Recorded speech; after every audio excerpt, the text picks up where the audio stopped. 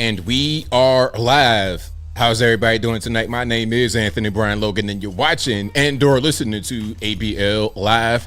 Thank y'all for being here tonight. You could be almost anywhere in the world, but you're right here with me live on the show, and I appreciate y'all for that. We got a whole lot going on all over the internet, all over mainstream media, social media, everywhere, and I'm not sure where to start. First of all, Merry Christmas. Okay, hopefully you guys are enjoying your holiday. Hopefully you and your uncle didn't get into a fight over the turkey. Hopefully you and your LGBT or confused nephew did not get into a fight over the stuffing and mashed potatoes and macaroni and cheese with no Velveeta, because you know how I do. We'll talk about all of that a little bit more a little bit later. Also, shout out to Trump for going ahead and hitting Nigeria, or northern Nigeria, where they were committing terror attacks. There's mixed responses. There's mixed reactions. Some say that this was good to do. Some say it wasn't because they don't like the idea of the intervention on our part. We'll talk about that a little bit more a little bit later. Also, shout out to 23, I believe, year old YouTuber Nick Shirley going to Somalia. Minneapolis to uncover the Somali fraud happening on a massive scale, especially with the childcare and healthcare situation. Massive fraud happening. And he appears to be the only guy who's going to go out there and actually do something about it. We'll talk about all that a little bit more a little bit later. Plus, we got quite a few videos from the holidays, quite a few videos from normies and everybody else. We'll talk about all these things and a whole lot more on tonight's episode of ABL Live. And thank y'all again for being here. You guys are the best audience anywhere on these interwebs. Merry Christmas. I know we're past Christmas Day, of course, but we're still in the Christmas season. So Merry Christmas. Hopefully you guys enjoyed your holiday. Hopefully you guys got some good food to eat and some good drink to drink. Now, me, I had a great Christmas back to Virginia. Shout out to all my family. Shout out to everybody that was there. If I didn't see you, I'm going to see you the next time. Some people were saying, we should have done a meet and greet. I might do a meet and greet. I think maybe that'll be a location I do one of my meet and greets in 2026. That's my goal. One of my goals in 2026, I ain't going to tell you everything, but one of my goals in 2026 is to do the meet and greets. I asked you guys about that. It might have been last year or earlier this year. I asked you guys, and that's what I'm going to do. That's 2026, my goal. So I think I'm going to do one in Virginia. I'm not quite sure where I do it. I love for it to be on the beach. That'd be nice, but it's got to be secure at the same time. So I'm going to do a meet and greet back out there in Virginia. So I will see you guys the next time I'm there. But if the weather is beautiful, hey, right now, hey, I'm in Tennessee, right? Chattanooga, Tennessee. It's like 70 degrees right now. I'm hot. I'm about to bust into flames. I'm about to turn my air conditioning on. I'm about to turn the cool AC on. I got my heat and AC off and windows open, and I'm about to bust into flames. Okay, like it's really, really hot right now. And when I was in Virginia, it was perfect weather. It was like 60 degrees and the sun was shining and the breeze from the water was not cold breeze. It felt like I was in Southern California. That's how it felt. In LA earlier this year at their beach, and then I went down the beach in Virginia and I realized how similar it is. The thing that we don't have that LA has is the amount of beaches, obviously, because Virginia Beach is just one kind of thing. I don't know. I might even kind of question that. I think maybe LA is just bigger, but our beaches are kind of comparable depending on the time of year and depending upon the crowds. It's kind of comparable, in my humble opinion. The different fauna and flora, obviously, you don't have cactus and all that kind of extra stuff, and we don't have mountains right there on the coast. But as far as the weather, as far as the beauty, all of that was kind of comparable, in my humble opinion. Now, normally it's not quite like that. If you come in the summertime or anytime when it's warm, normally the humidity is going to be off the hook in Virginia, which is different than California where there is no humidity, which I don't like. I don't like when it's hot and no humidity. You feel like you're a rotisserie chicken on the Costco thing just spinning around. If you got humidity, it feels like, okay, there's some moisture here. There's actual water. There's water nearby that I can drink potentially. But when you in that dry heat, it felt like you're about to be roasting to death in the desert, even if you're on the beach, in my humble opinion. But I think the weather was definitely comparable. So shout out to you guys if you're able to enjoy the weather, whether it be hot or cold. I know some of y'all having snow fights and whatnot. You guys in the Northeast or the northern part of the country, hopefully you guys are not buried under snow. Hopefully you guys are not shoveling snow with your whole back and you're 45, 50, 60 years old, because that's going to be an issue. Have you guys seen those electric, what they call it? It was snowblower, I guess you would say, from Ego. If I lived in a snowy place, I would get one of those. So I already got the Ego ecosystem. I have an Ego trimmer and an Ego mower using the same battery. So if I can get a snowblower for the low with no battery, I'll do it. It's much better, in my opinion, than lugging around something that's gas powered. I don't know. If you're like a professional doing it and that's what you do for a living, you're going to need the gas power, because you could just fill up right there on the job site rather than trying to charge a battery. But if it's just you and you're just trying to get your driveway, get one of those electric EGO electric snowblowers. That'll make your job so much easier, and you don't got to fiddle with the gas and the oil, keeping everything right. Pop that battery on and just rock it and roll it. Well, that's a good question. Hefty Joe says batteries in cold weather don't work too well. That is a point. So I'm not sure how cold it will have to be before the thing stops working. And I would presume they designed it with the cold weather in mind. But sometimes, hey, you would presume they designed the car with the cold weather in mind, because at a certain point you might drive when it's cold outside. You know, if you're outside driving, you're going to drive when it's cold outside. But, you know, I think one of the main things with the EVs especially, y'all know I do not like the EVs. The thing about the EV is charging the battery outside. Now, I don't know about actually driving the vehicle. Like, let's say, for example, you have an EV and you charge it in your garage. You take it out to drive, it's 0 degrees outside. Is that going to affect the performance of the vehicle when you're driving, or is it just when you're talking about charging? Because if you're going to charge outside of the charger and the chargers are frozen or they don't work properly because of the cold, that's going to be a separate issue from the performance of the vehicle if you're able to get a full charge. See? But I'm wondering if it affects both. I'll presume so. If it affects the charger, why not the actual charging system?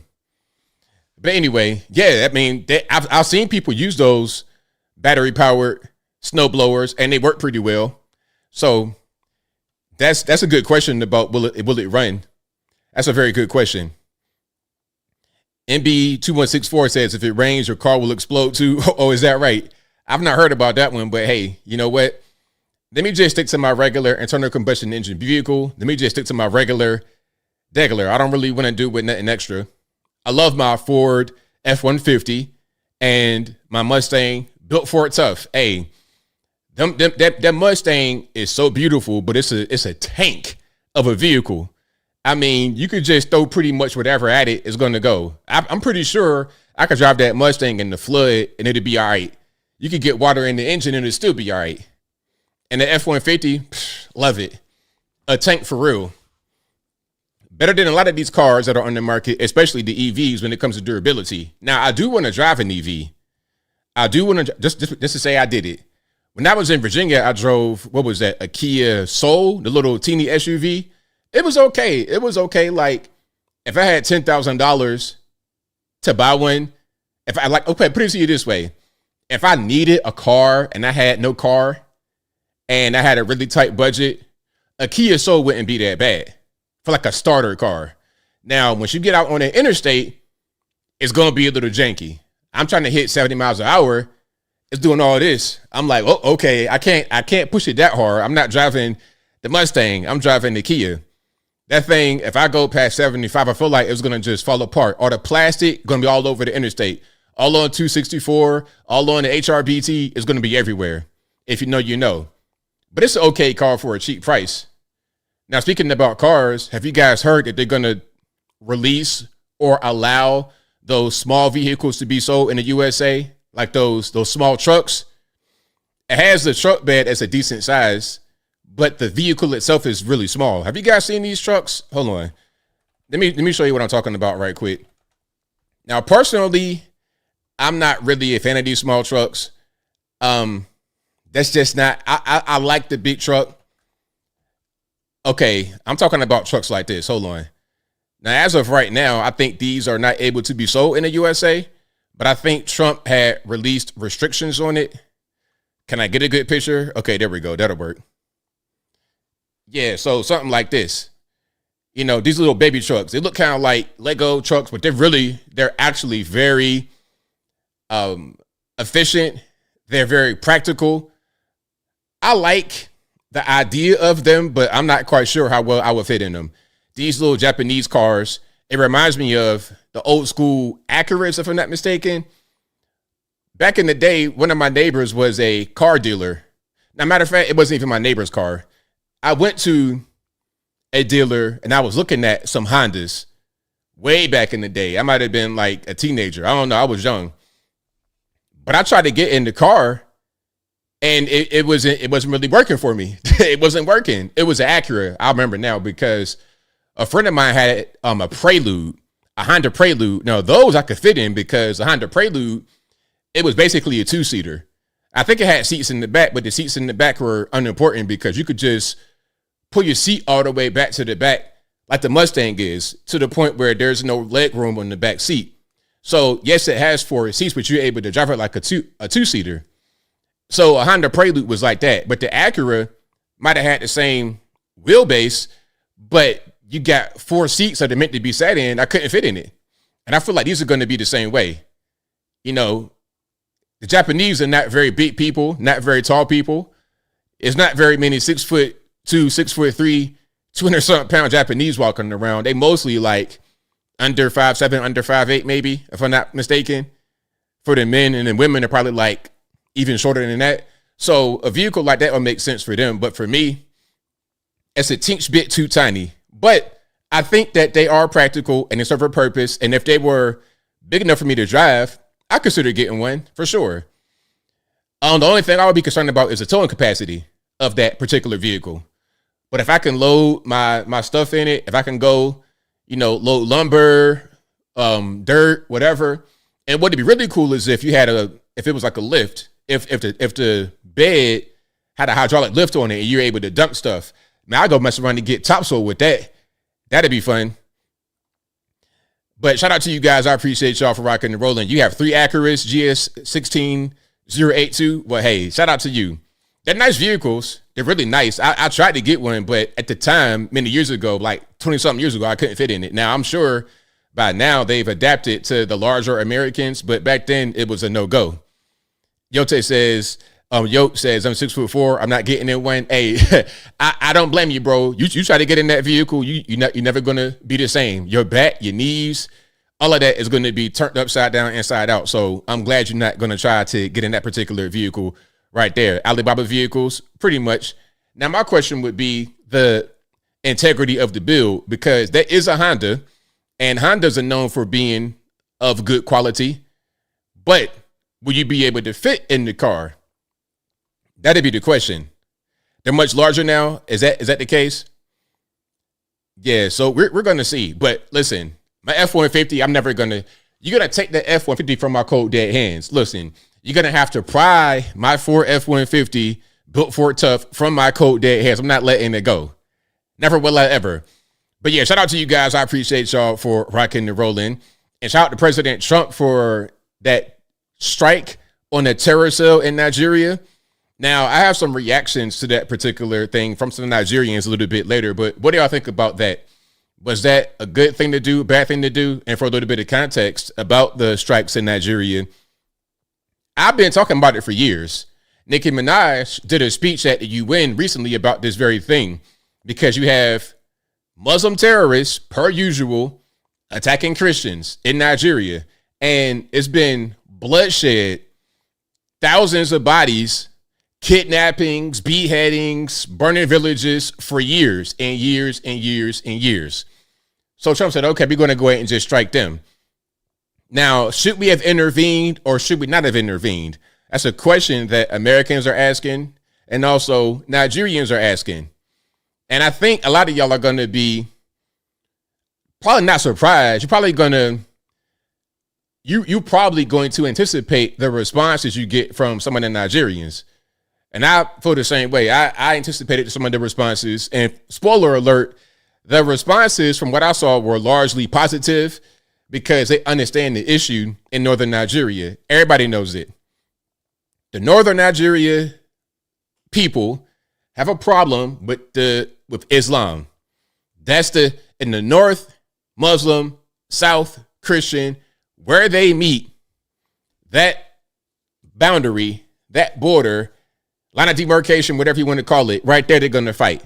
And it's the same way all over the entire world, which is why it's important to not let Islam become dominant in your particular area, especially if you have Christians dominant, because sooner or later, they're going to clash. There's going to be terror attacks. That's just what happens. And I'm not trying to say all Muslims are going to be violent. I'm not saying all Muslims are terrorists, but we all know that's what happens. There's not even no point in us trying to act like that's not the case. So don't let Islam get a stronghold. Minnesota, same difference. What's the difference between Somalia and Minnesota? Well, you got a few more whites. Is that what's going on?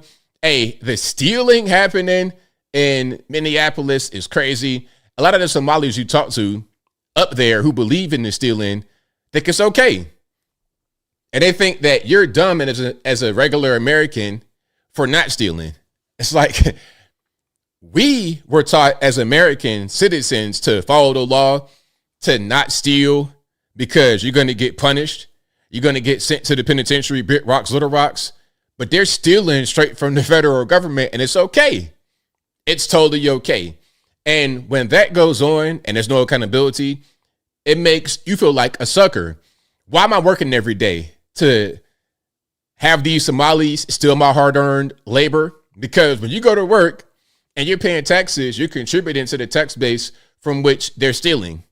What's the point of paying taxes and going to work and being an honest guy, an honest Joe, when the thieves can just steal with impunity? And then when they're questioned about their stealing, it's all of a sudden called racism. Racism?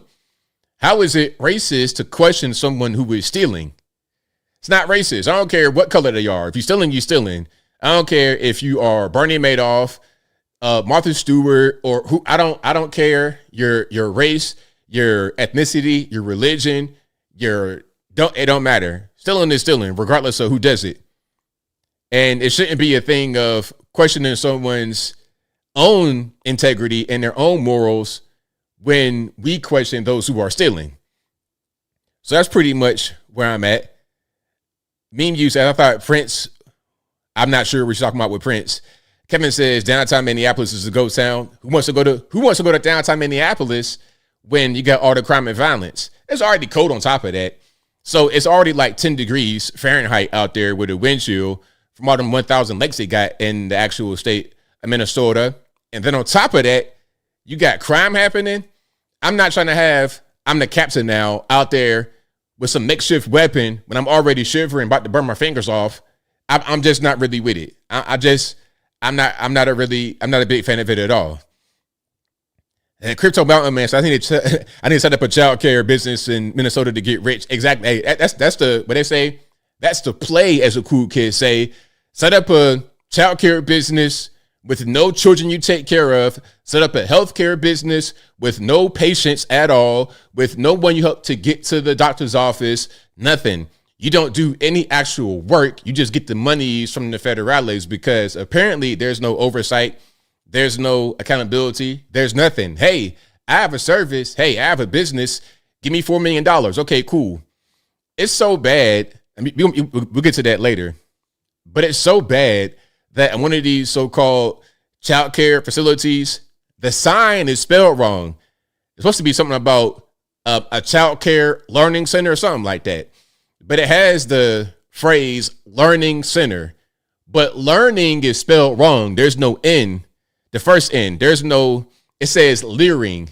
Learing. Learning. Where's the N, ABL? It's a great question. But somehow, that particular place was able to get $4 million. Misspelled sign, no kids in the actual facility. It's just pure theft. It's pure theft. And at a certain point, you got to ask, okay, why are we allowing all these people to come into the country to just steal? Why? Why are we doing that? And also somebody said Scamifornia. It's a lot of scamming happening in California as well. And the California scamming is, I think, largely based around the homeless and the drug addicted. All right. There's so much money in homelessness. There's so much money in poverty. There's no incentive to actually do anything about it. And really what you got to do about homelessness is to stop giving them all these benefits. But if you stop the benefits, then people lose their jobs. All these non-governmental organizations, aka NGOs, all these people who rely upon donations, rely upon federal monies, they will not be able to have a living. So there's no incentive to actually solve the problem because money's in the treatment.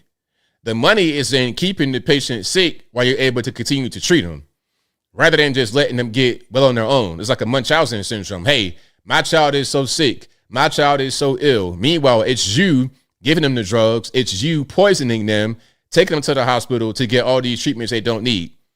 Same thing with the homeless. It's the NGOs, this organization, that church, that organization, keeping the homelessness going. You're enabling the homelessness because as long as they exist, your livelihood exists of being able to get monies for them. You might get $100,000 for one person, and that person is still homeless and struggling. So what's the purpose? And also with California, it's the weather is nice. It doesn't rain that much, except it rained this Christmas, didn't it? They had 6 inches of rain in 72 hours. Now that's not really that much. I mean, it can cause some flooding, but 6 inches of rain in 72 hours in Southern California, Los Angeles is devastating because they don't have the infrastructure to do with that kind of rain. I mean, you in the concrete jungle, it never rains. Your drainage system is not going to be on point. You got all kind of stuff all on the streets. It's going to be a mess.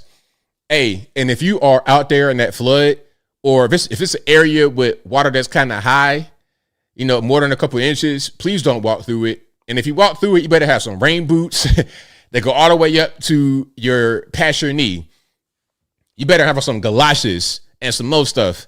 And they better be steel toe. Listen, if there was any kind of flood water in Los Angeles, even if it was just like right about at my toe level, anything like that, I'm walking around with bulletproof, steel toe, steel framed shoes, because you're talking about needles are going to be in the water.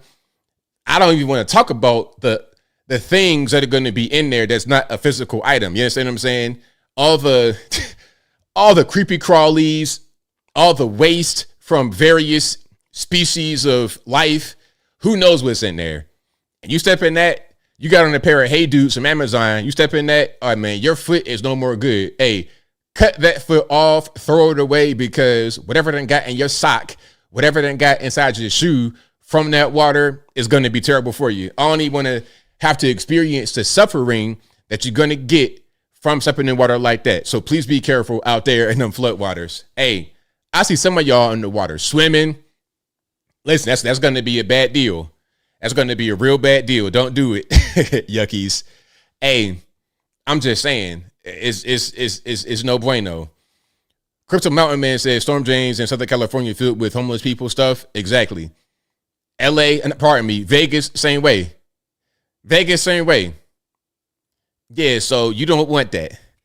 You don't want that at all. Mr. Noel says, seen them riding knee boards in the flood. See, they're asking for it at that point. Now, if they get something stuck right above their tibia or whatever, then they're going to start, you were out there trying to be funny, out there trying to be cool. You forget where you are, sir. You forget that you're in Los Angeles, one of the crackiest cities in the whole nation. You can just smoke crack and meth and heroin and weed all at the same time outside, and it's fine. But don't you dare have a plastic straw. How dare you? How dare you pollute this environment with your plastic straw? Okay, don't use plastic straw. Here's a free syringe. Go ahead and bang your heroin with that, and that's totally fine.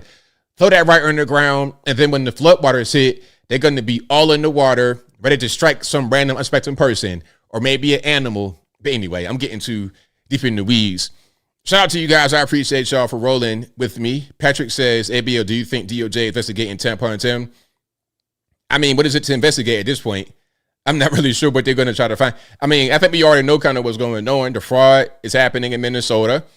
Maybe they're investigating them as far as his knowledge, but I think they probably know. And if they don't, then that means they kind of dropping the ball. And this whole thing with the scamming should have been uncovered and put an end to, because it's so widespread and obvious. Any kind of oversight would have corrected it. But it looks like Minnesota is complicit in stealing from the federal government because they're allowing this stuff to go on.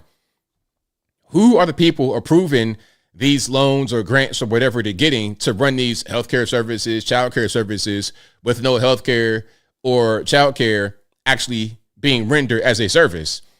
Who's approving that? There's got to be some kind of inspection. Like, okay, if you say you have a home health service and you are transporting patients to and from a doctor's appointment, to and from this, to and from that, dialysis or whatever, and you're not actually doing that, at a certain point, they should be able to tell that you're not doing that.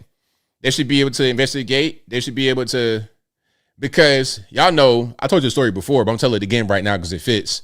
Back in the day, when I was a guy making and delivering boxes of club flyers, one of my clients had a restaurant, and he had a good restaurant, downtown Portsmouth, if you know, you know, had a good restaurant. The food was good. He was known to be a really good cook. But what happened was he decides to become El Chapo and sell drugs in Portsmouth.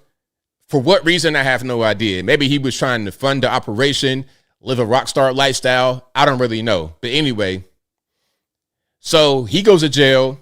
But before he goes, of course, they investigate him at his business. And when this happened, they sent me an audit from the city. They sent me and my friend an audit from the city. And what happened was we were known to be over there doing business with the guy. So they saw me delivering a nondescript box, a plain brown box to the business and getting cash money. So they're thinking, okay, maybe he's delivering some stuff in the boxes. We're going to do an audit and see what he's actually doing.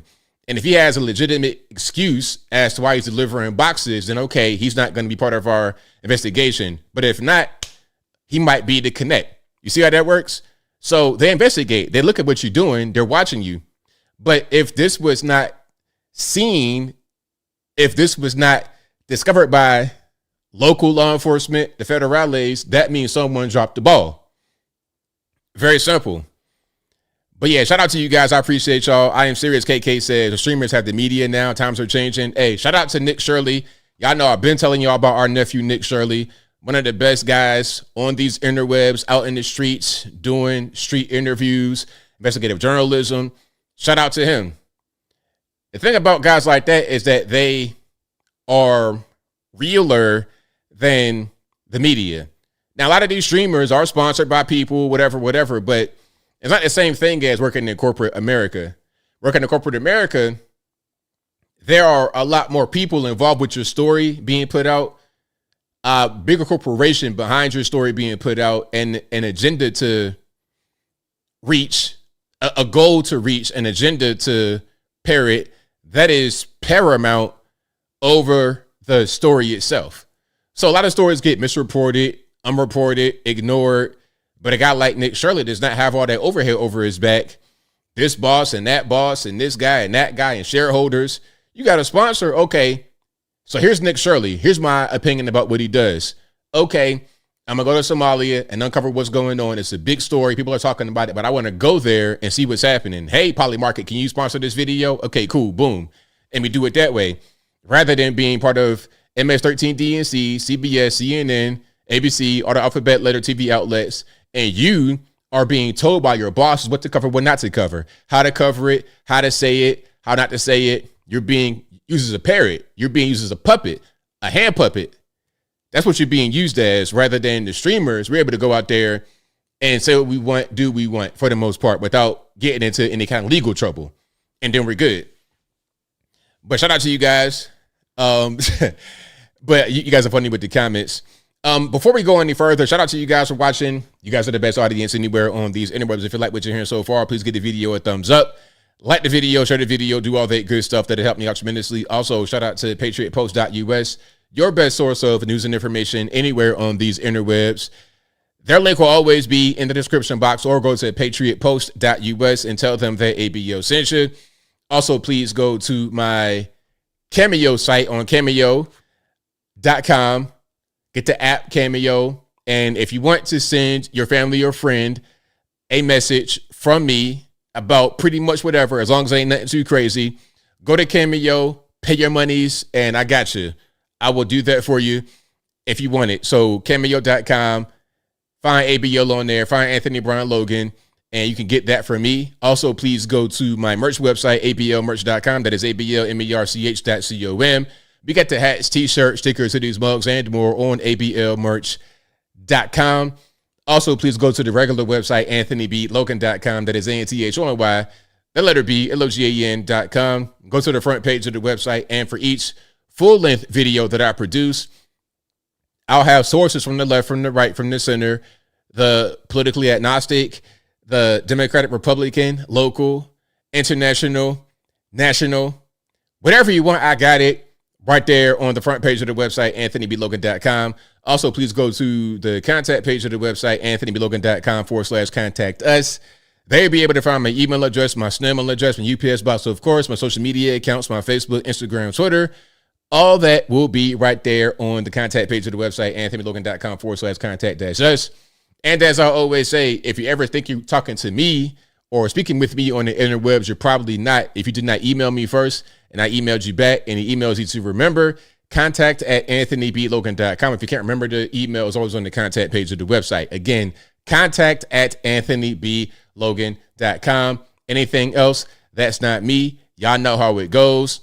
Don't get scammed by some Nigerian dude, okay, over in Lagos, Abuja, or wherever he's at, or some Indian dude, hot dare bad.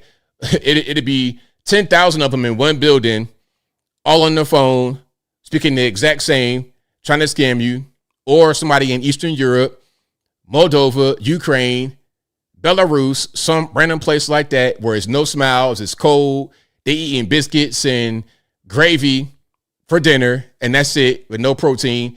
Please, please, please. They got pet bears in their house like dogs.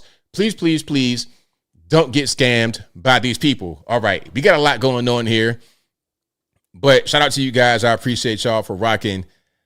Somebody asked me about Candace. I have no idea. I don't know. You got to ask Candace any question about when she coming back. How would I know that? All right. Let me see. I'm reading some of the, and the thing about, I already told y'all, I already said it. And I think what I said about Candace is correct. I told y'all to just ignore what's happening, let the smoke clear, and then when the smoke clears, you're able to figure out what's going on. Right now, what's happening with Candace is people are just kind of tuned in, hate watching. It's like they're watching the soap opera. It's like, or like Dragon Ball Z. You got a cliffhanger every episode. Oh, what's going to happen next? It's like watching TV. If you enjoy that, that's fine. But what I'm trying to tell you is, if you are looking for a resolution, some kind of conclusion, it ain't going to happen. Enjoy the show. Keep watching it if you like it, but don't expect for there to be some kind of grand revelation. You know, that's pretty much where I'm at on that. And I think, again, shout out to Candace. I think she's great. I think she's fantastic. But this thing she's on, the cruise, I don't pay any attention to it. So if anybody asks me questions about that, hey, my guess is good as yours. I don't know. Yeah, how do I know? But people talking about, oh, she said this, she said that. I said what I said already. Just ignore it. But people don't listen to me until it's too late. I'm a little bit too early. Later on, they'll be like, oh, you were right. I should have ignored it. Exactly. But anyway, and RIP to my guy, to my brother from another, Charlie Kirk. RIP to him. It's still RIP to Charlie. One thing about Charlie is that I didn't know how. Well, I knew how important he was. I knew that, but I didn't know just how important he was, because I feel like without Charlie, there's no leadership in the movement. You get women trying to lead it. I don't like women in leadership roles. I think they should be support roles, but not the leadership role, in my humble opinion. That's just me. Nothing against women, nothing against Erica. Shout out to her, his widow. Nothing against Candace. But I don't think they should be the leaders. Just like AOC, Jasmine Crockett, Lauren Boebert, who else? Marjorie Taylor Greene. These are all people who should not be leaders. And they've shown that they are not good at leadership roles. Again, if you're going to be a House rep, something like that, okay, all you got to do is go vote and be a good MAGA. If you're going to be something else other than trying to be the big boss, the head honcho, the go-to guy, that shouldn't be a role for women. And I think it speaks to the state of men, to be totally honest with you, because, okay, if Erica is not going to run Turning Point, who is it going to be? If Charlie is gone, since Charlie is gone, who's going to replace him? It looks like Nick Fuentes and got the baton passed to him. And people are kind of mad about that, but who else is it going to be? Who else has been produced that can replace Charlie specifically? Okay, young white guy, attracts a big audience, powerful speaker, brilliant mind. Okay, who's going to be that person for those who need that kind of person to look up to, for those who need that guy to be the leader? Who's going to replace him? Nobody. The only one who can even come close would be Nick Fuentes because of his popularity. But Nick Fuentes is 28 with the mind of a 12-year-old who's smarter than average. It's like dealing with children. You know, you got some smart kids and they know a lot and they kind of brainiacs or whatever. And they think they know everything, but they don't. Because one thing that IQ cannot overtake is life experience.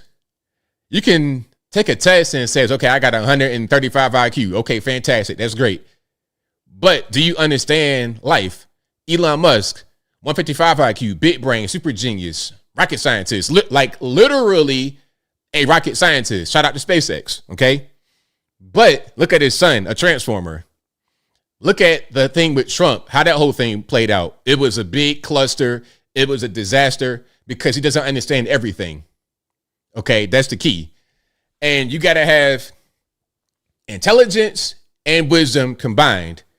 If you have intelligence with no wisdom, no practical knowledge, all you're going to have is a guy who's able to speak well, but with nothing of any substance that can help anyone grow or succeed. And I think Charlie, even in his young age, always had older mentors plus the IQ. So he was always very good at what he did because he was able to listen to the outside people who were steering him in the right direction. He was smart. You combine all that with a great organization, with people that have wisdom, you got Turning Point USA. Now, I hope and pray that Turning Point is still relevant after Charlie's death and Erica leading it. That's what I hope. But anyway, and somebody said Scott Presler. Let's talk about Scott Presler. I like Scott Presler, but can we get a heterosexual man in there? Is that too much to ask? Can we get a heterosexual white guy? Okay. And I like Scott, but no. Nick Fuentes, gay. Scott Presler. Nick Fuentes in the closet. Scott Presler is openly. Can we get a heterosexual in there? That's all I'm asking for. I got is actually straight. Stephen Crowder, LGBT, all of them. Let's get a heterosexual in there and let them be the guy that leads it. Am I racist for asking that? Am I LGBT phobic, transphobic, homophobic, whatever? Am I the obes in this for making that request? Benny Johnson, also gay. Can we get a heterosexual in there? Oh, I shouldn't have said that. I'm sorry. My fault, Turning Point, or whoever is mad. My fault. But anyway, y'all knew that. I ain't saying nothing crazy. I'm not exposing nobody. Everybody knew that. Come on, man. What we talking about? Anyway, let's talk about something a little bit nicer. We got President Trump on the phone answering kids' calls to Santa Claus. Okay. We're in very good shape. It's going to be a good Christmas. But I just want to thank you, and I think that Santa's going to really be good to you tonight. Be coming to your area in about 6 or 7 hours when you're sleeping, but Santa's going to be very good to you. All right, there we go. So shout out to President Trump. Shout out to Melania. Always looking lovely. Okay, shout out to her. See, the support system right there, Melania. Not the leader, not the head of Trump Enterprises, the support to the head. You see how that works? That's the way it should be. Shout out to my president, Orange Man Good, President Trump, and the always lovely Melania Trump. All right, let's keep rocking and rolling here. This was funny about the coal. This was hilarious. You know, Trump was asking the kid, hey, what do you want for Christmas? Let's check it out. What would you like Santa to bring? Not coal. Not coal. No, you don't want coal. Well, coal is, you mean clean, beautiful coal. I had to do that. I'm sorry. No, coal is clean and beautiful. Please remember that at all costs. What? So shout out to President Trump saying, hey, you know what? Let's not badmouth coal now. Okay, I know the kids don't want coal in their stocking from Santa Claus. I get it. I know they don't want that. But really, hey, coal is clean and it's beautiful. So shout out to coal. And you know the funny part? A lot of environmentalists are going to be like, oh, he said coal is clean and it's beautiful. Coal sucks. We got to cut all carbon emission. You know the funny part about that? The more you rely upon electric vehicles, electric everything in your homes, everywhere, your smartphone, you want to be able to doom scroll all day and watch AI videos. You want to be talking to ChatGPT and you're saying, hey, ChatGPT, can you tell me how to tie my shoes? Hey, ChatGPT, can you tell me how to wipe my hind parts? You want to do all that with these apps, with all this electric and water, fresh water use, and then at the same time say that you are environmentally friendly. I can't tell. I cannot tell, hey, how many millions of gallons of drinking water get consumed every day to produce that AI stuff you like to watch on social media and TikTok. Hey, how many TikTok videos have you scrolled that had no educational value that were produced with billions of gallons of fresh water and tons of kilowatts, megawatts, all the watts of electricity?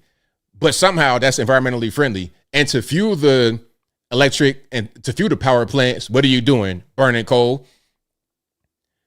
There's a higher demand for coal now than there was pre-EV boom, because you got to power the EV some kind of way. EVs don't get powered by fairy dust and hopes and dreams and aspirations. They get powered by electricity, which is powered by coal a lot of times.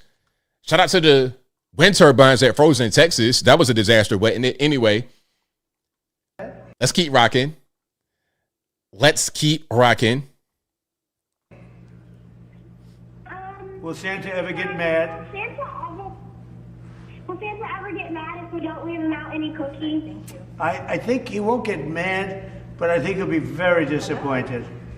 You know, he tends to be a little bit on the cherubic side. You know what cherubic means? A little on the heavy side.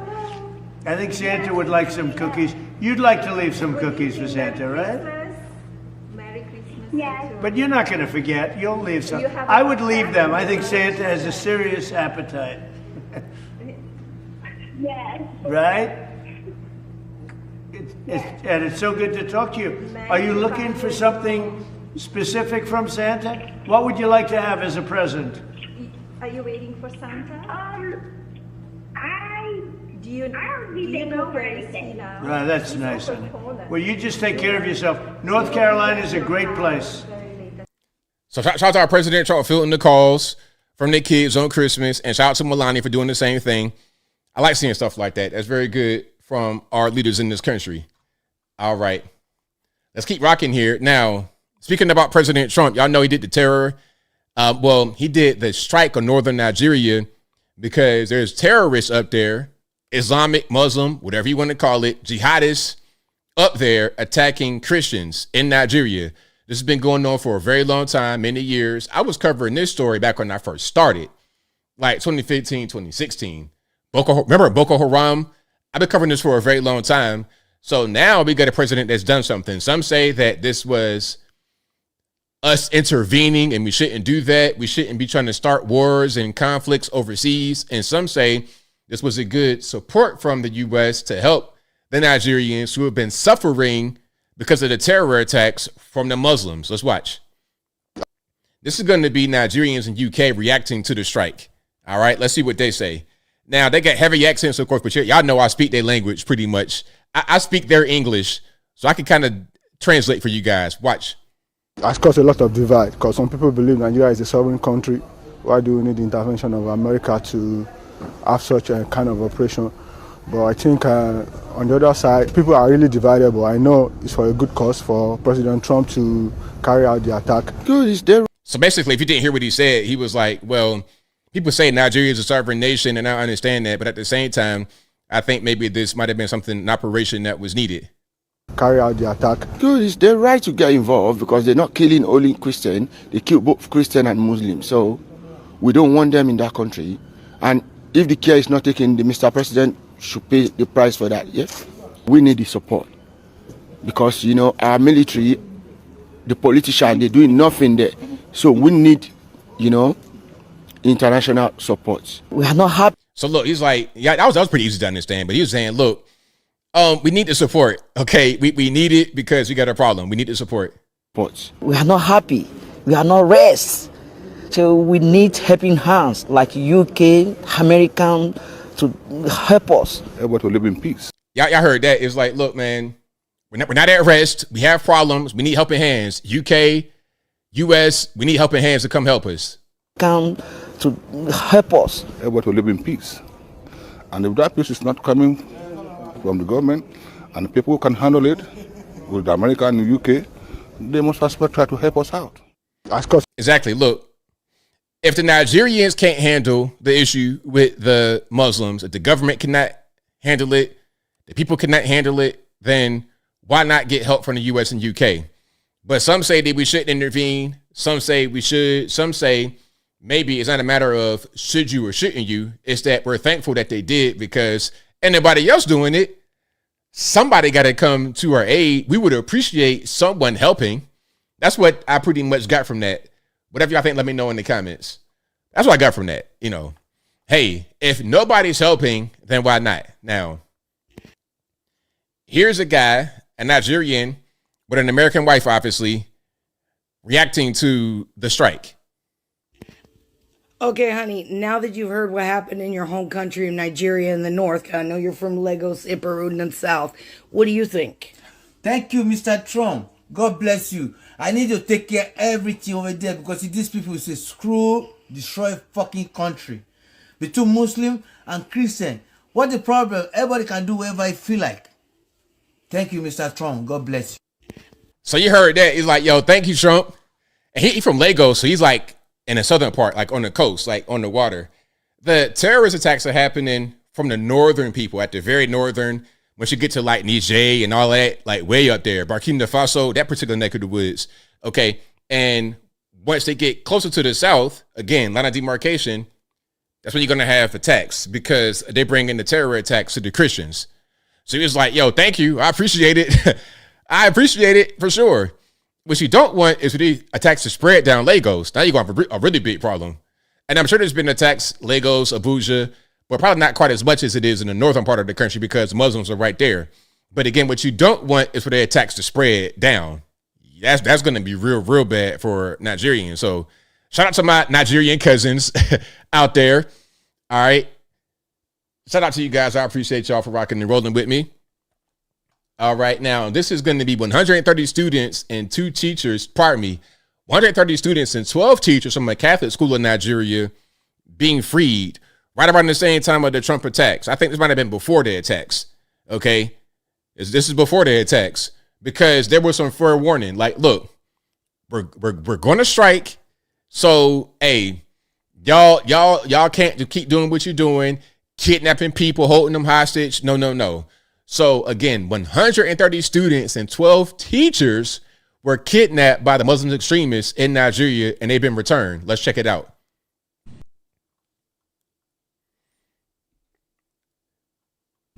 These strikes happening just days after the return of more than 100 children and teachers who were abducted from a Catholic school in Nigeria just before Thanksgiving. In total, 130 students and 12 teachers were set free on Wednesday after more than a month in captivity.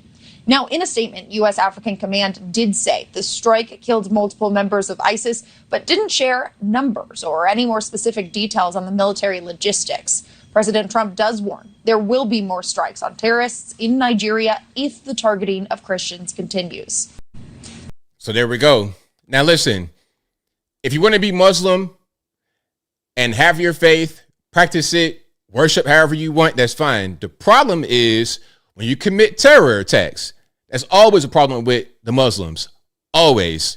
And that's where we say, okay, y'all can't do that. You want to pray to Allah, you want to do your 5 times a day, all that kind of stuff. Okay, cool. But that's your culture. Have that amongst yourselves. And don't try to attack others because they have a different religion, different culture. Don't do that. Stay to yourself. Do your own thing. This ain't the Stone Ages anymore. This ain't, the days of Muhammad being around, allegedly. This ain't that. And his 6-year-old wife, Aisha, this ain't them days no more. It's time to stop living in the Stone Age. Literally. And that's just what it is. And I don't care what religion it is. If you're in the Stone Age to the point where you are attacking people, nah. That's not what we can do. Now, remember, Nicki Minaj was someone who spoke out about this. The persecution of Christians in Nigeria from the Muslims. She went to the UN and gave a speech recently, I believe in New York, when they came to New York. And then Nicki Minaj, world famous rapper, came out at Turning Point USA and was interviewed by Erica Kirk. Now, this particular thing that she did apparently made her lose 10 million Instagram followers. 10 million Instagram followers allegedly were wiped out because they were upset at her going to Turning Point USA. They think that she's a MAGA now and she hates the gays and the LGBT and the blacks and everybody else. But really, how are you going to say Nicki Minaj is somebody who hates blacks when she literally gave a speech supporting the Christian Nigerians? Are they not black? I don't understand, but I digress. Let's watch. You had some fun words for Governor Newsom. I have to read these tweets because they're amazing and they're my fault. I already played this. I thought I already played this one before, but you get the idea of what's going on here. So shout out Nicki Minaj and Erica. I just want to play this one right here. This is what I wanted to play. Be a boy, she says. Let's get a little bit of volume. Be boys. Amen. Be boys. It's okay. Be boys. It's nothing wrong with being a boy. Amen. How about that? Amen. How powerful is that? How profound is that? Amen. Boys will be boys, and there's nothing wrong with that. You know what? What she said right here is pretty basic. It's pretty simple. But in 2025, going to 2026, 2020, it'll be here next week. Can you believe that?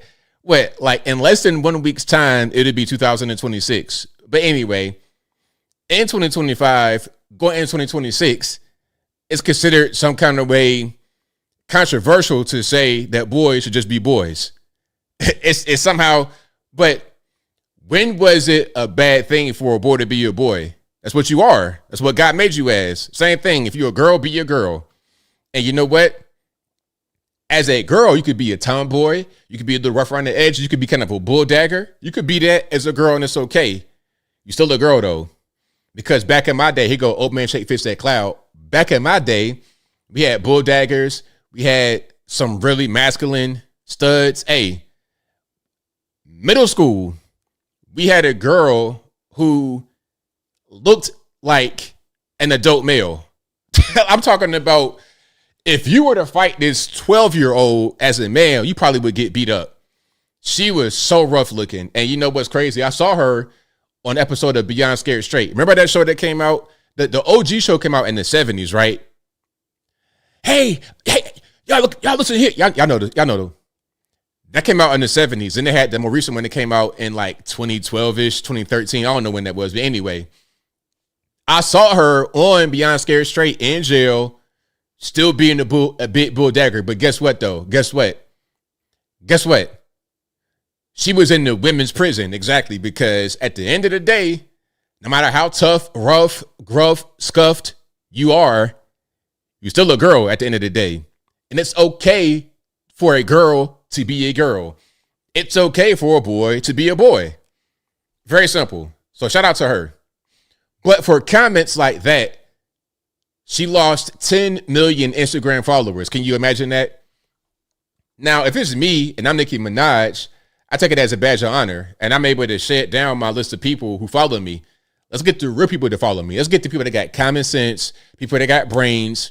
Those 10 million are those I don't want following me, those I don't want near my brand at all. So shout out to them who left. Hey, your loss for her gain. Your loss, her gain. Hold on. Debbie says, I was a tomboy, but I had 3 brothers and I stayed a girl. There you go. There you go. That's a natural thing to be a tomboy when you got 3 older brothers, or maybe you're like the oldest. Okay, maybe you were one of 5 girls your parents had, and there's no boys. Maybe you're the oldest girl, and you were made to be like the leader, and maybe your dad took you to the garage, work on cars and stuff like that. I know girls like that, you know, they were tomboys working on cars with their dad, and they grew up to be beautiful women. That's totally fine. Now, this is an example of the kind of hate Nicki Minaj is getting for her stance, or for even visiting Turning Point USA and her conservative politics. Check it out. These sellout coon rappers are one of the reasons why a lot of black folks don't trust these rich black celebrities, because they'll do anything to get in with these rich, wealthy white crowds. Like Nicki Minaj, 50 Cent. It's over.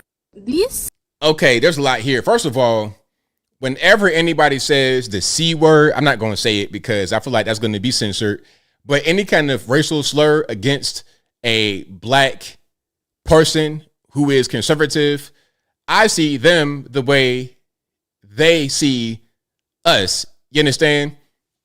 She's saying that the black conservatives are racist. We hate ourselves. We're trying to appeal to the white people, but you're the one using racial slurs. Okay, I don't do that. You did that. So who's racist and who's not racist? Furthermore, this whole thing about constantly worrying about white people and what they're doing. I don't worry about the white man and what he's doing. I worry about what I got going on. Now, if you white, black, Puerto Rican, Candy Stripe, and you want to join and you got the same ideas I have, let's rock and roll. Whether you are rich like Trump or you're not rich whether you're rich like President Trump or not, it doesn't matter who you are. If we get the same ideology, we on the same page. What's wrong with being for a nation with a border? What's wrong with wanting to earn money from your own hard work and keeping it? What's wrong with not wanting illegal aliens to dominate the entire country, taking jobs away from black people, white people, everybody in the country? What's wrong with that? And you know what? Usually when I hear those racist slurs come from a person attacking black conservatives, I think this is an uninformed person using old, antiquated talking points.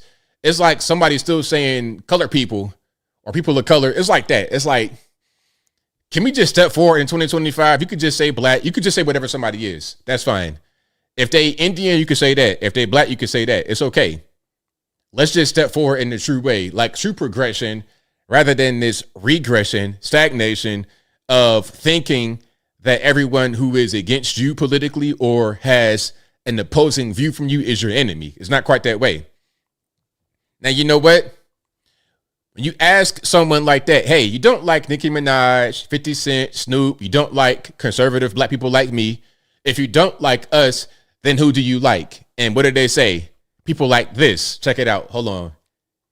And y'all already know who it's going to be. Hey, y'all already know y'all already know who it's going to be. But I'm going to just show you anyway. And that there you go. You heard that voice. That's enough. Okay. But let's go ahead and show it. And that is actually what they are fearful of, is my authenticity, because it rings true with every single American, whether they're a Texan or not. It rings true that I am fighting for real everyday people. And instead of talking about policy, when you're talking about the record speaks for itself, baby, let's talk about your record. Because the only reason you're the vice president is because the current president tried to have his last president killed. Let's talk about qualifications. And that is actually... Okay, so... she's talking about Mike Pence. So you're saying the current president tried to have his former vice president done away with, put in the dirt. Is that what he tried to do? Was that what it was? I don't think so. You could disagree with somebody and talk about that without wanting to actually have them done in. So I don't believe that was the case. And JD Vance, he's good. He's not perfect, but ain't nobody perfect. Mike Pence obviously was not perfect, but I like JD Vance. So I think part of the reason why he became the vice president is because he was a good pick to be the vice president. Okay. And with some proper grooming, he could be a very good president, in my humble opinion. So that's why. But see, when people say they hate black conservatives, they like people like that. They think she could be the president. Hey, Jasmine, good luck running for Senate in Texas. Good luck with that. I put Jasmine and Marjorie Green in the same boat, in the same category. Trump wisely told Marjorie, don't run for Senate in Georgia. It's not going to work. You're 20 points behind the Democrat, John Ossoff. That tells you something right there about your own constituents. They don't want you to be in the Senate. Same thing with Jasmine Crockett. She probably was told that, but who's going to be in her corner? Who's going to really tell her that has a big voice? Is Trump going to tell her? Nah. If I'm Trump, I will give Jasmine the bouquet of flowers and say, hey, rock on, sister, go ahead and do that. Because I know it's going to be a dumpster fire, and that'll help our side. I feel the same way. Hey, Jasmine, you know what? If you hear the sound of my voice, don't worry about any haters. Don't worry about anybody saying anything crazy. Matter of fact, don't worry about what I said about you. Don't worry about anything that I said. Go out there, run for Senate, have a good old time at it, give it the old college try, and see what happens. I want to see that. And you know why I'm saying that? Because you're going to lose bad. It's going to be terrible for them, but great for us. Now, this is the mayor of Massachusetts. Massachusetts. Lawrence. Can I say Lawrence? The mayor of Lawrence, Massachusetts. What's his name? Hold on. Let me see if I can point him out here. Brian DePena. Okay, Brian DePena. The mayor of Lawrence, Massachusetts, cannot speak English. I'm not lying to you. Now, Lawrence is a highly Hispanic area, so I understand he'd be able to function as a mayor without English. But how are you a mayor in America with no English? I don't really get it, but let's watch. So I'm advised by counsel for the respondent that they indeed encourage this and substitution and have no objection and waive any objection they would have to the use of your services as a translator here. The division has a concern and has raised an objection based on the fact that counsel, much like me in my capacity as a hearing officer, don't speak Spanish, and therefore we're unable to decide independently whether questions are being translated both directions from the attorney and from the witness accurately.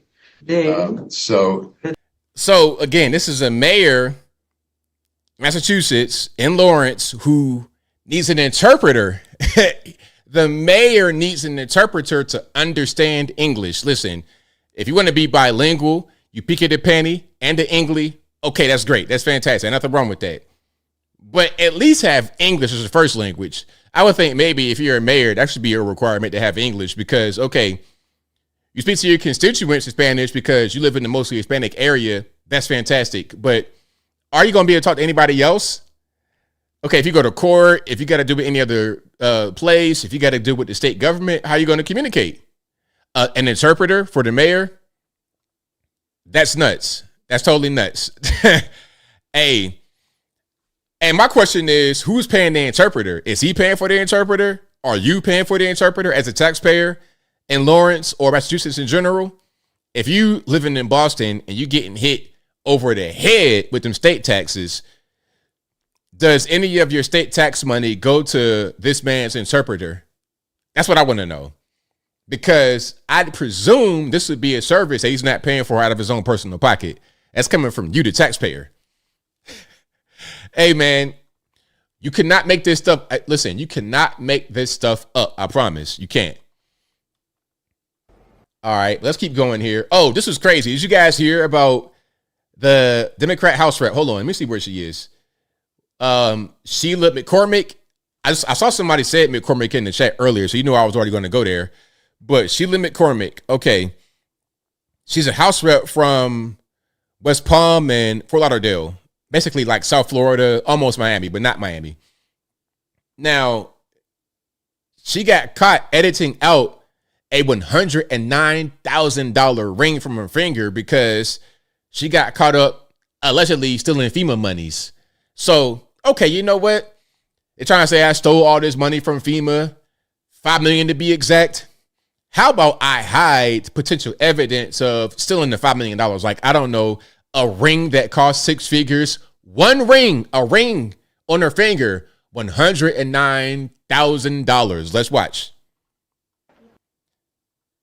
Now, I'm going to try to show you something here. I'm going to play with the sound off first so I can get rid of this little bar at the bottom. Look at the bottom here. So you see on the left, on her hand that's right there, it zooms in.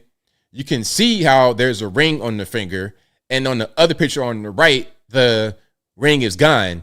It's kind of a weird fold right there. It's a weird fold because it looks like somebody just Photoshop, magic eraser, something like this to eliminate the actual ring from the finger. Again, the allegation is she stole $5 million from FEMA. So yeah, if I have a ring in my congressional picture that cost $109,000, I might want to get rid of that. Now, let's turn the sound on to hear her explanation. Okay, let's hear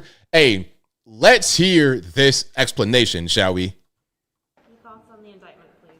Well, it's an unjust indictment, and it seems like these intimidation tactics have been pervasive.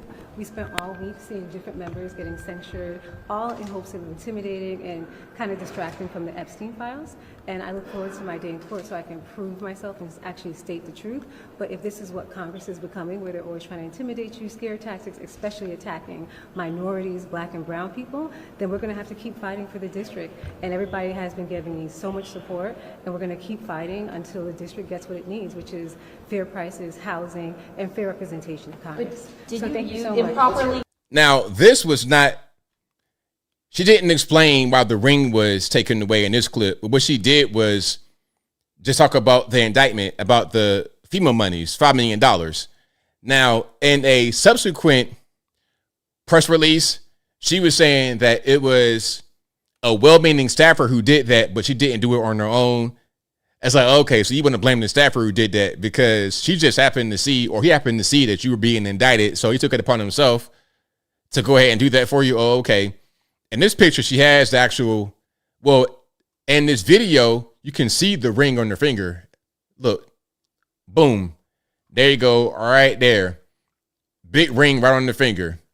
And this brooch, the Jaguar brooch, that brooch right there, the hair, the bundles straight from some Indian lady had to grow her hair for like 20 years, get sheared like a sheep and sent to her.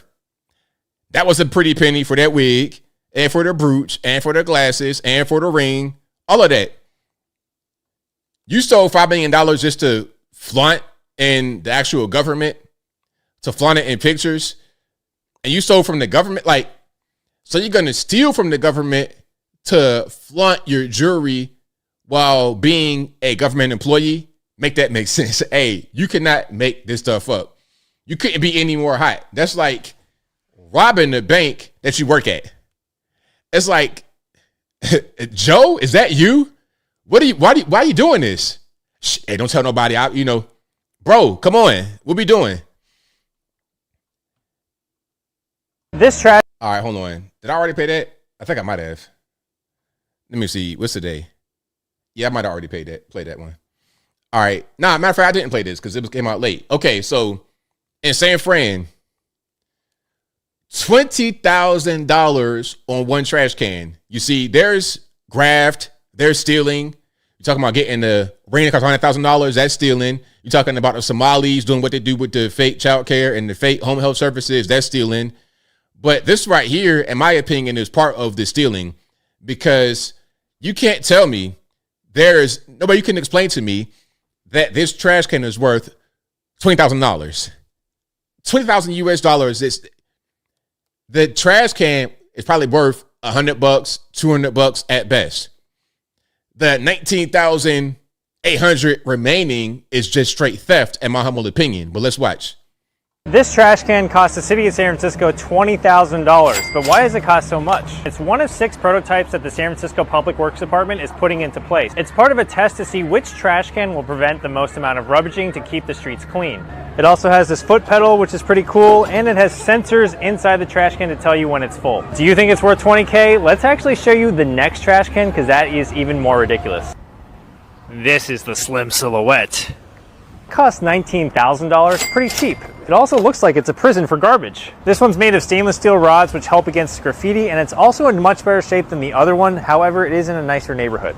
Each of these garbage cans has a QR code so that you can leave feedback for the city on what you think. Just hanging out by the garbage. This trash... Okay, so me ask y'all, is that trash can or any of the trash cans that we've seen, either one, are they worth 20 grand? Do you think so? Hey, I got $200 max. If it's stainless steel, which is probably not, it could be. But if it's stainless steel, okay, maybe max $500. I don't know. Not 20 grand for no trash can. And what's the point of having stainless steel or anything like that? It's expensive out there. It's San Francisco. All you're going to have is bum debris in the trash can. But again, to me, it's just stealing, in my humble opinion. And where's the smartness? Somebody said smart trash can. It's not even a smart trash can. You got to actually, it's not even one of the smart trash cans you have in your house. Like, I've seen the smart trash cans where you could just walk past it and wave and it'll open. You got a foot pedal. I got a trash can that has a foot pedal on it straight from Costco. It might have been $100. And that was expensive, but it was a nice trash can, looked really nice. A smaller version of that. Plastic or kind of like some aluminum is totally fine. But that there goes the graft, the stealing and whatnot. That's all that is. Okay, now the Somalis. Oh, we got to get into it. Now, this is Minnesota Lieutenant Governor Flanagan wearing a hijab and saying Assalamu alaikum. I think I heard that. I think I heard Assalamu alaikum. Okay, that's what I think I heard. Now, if I hear peace be upon him, I'm calling the cops. But anyway, again, this is the Lieutenant Governor of Minnesota. Already from off the rip. Okay, we got a Minnesota school marm, Bobby's mom from Bobby's World, wearing a hijab. I done seen everything. I have seen it all. Bobby's mom from Bobby's World and a hijab. I done seen it all, but let's watch. Assalamu alaikum. My name's Peggy. She said it. She said Assalamu alaikum. Okay. All right, let's get through it. Start from the top. Assalamu alaikum. My name's Peggy Flanagan. I am the Lieutenant Governor of Minnesota, and I'm really honored and humbled to be here with all of you today. I am incredibly clear that the Somali community is part of the fabric of the state of Minnesota. I think about my friendship with Nimco. We've been friends for almost 25 years.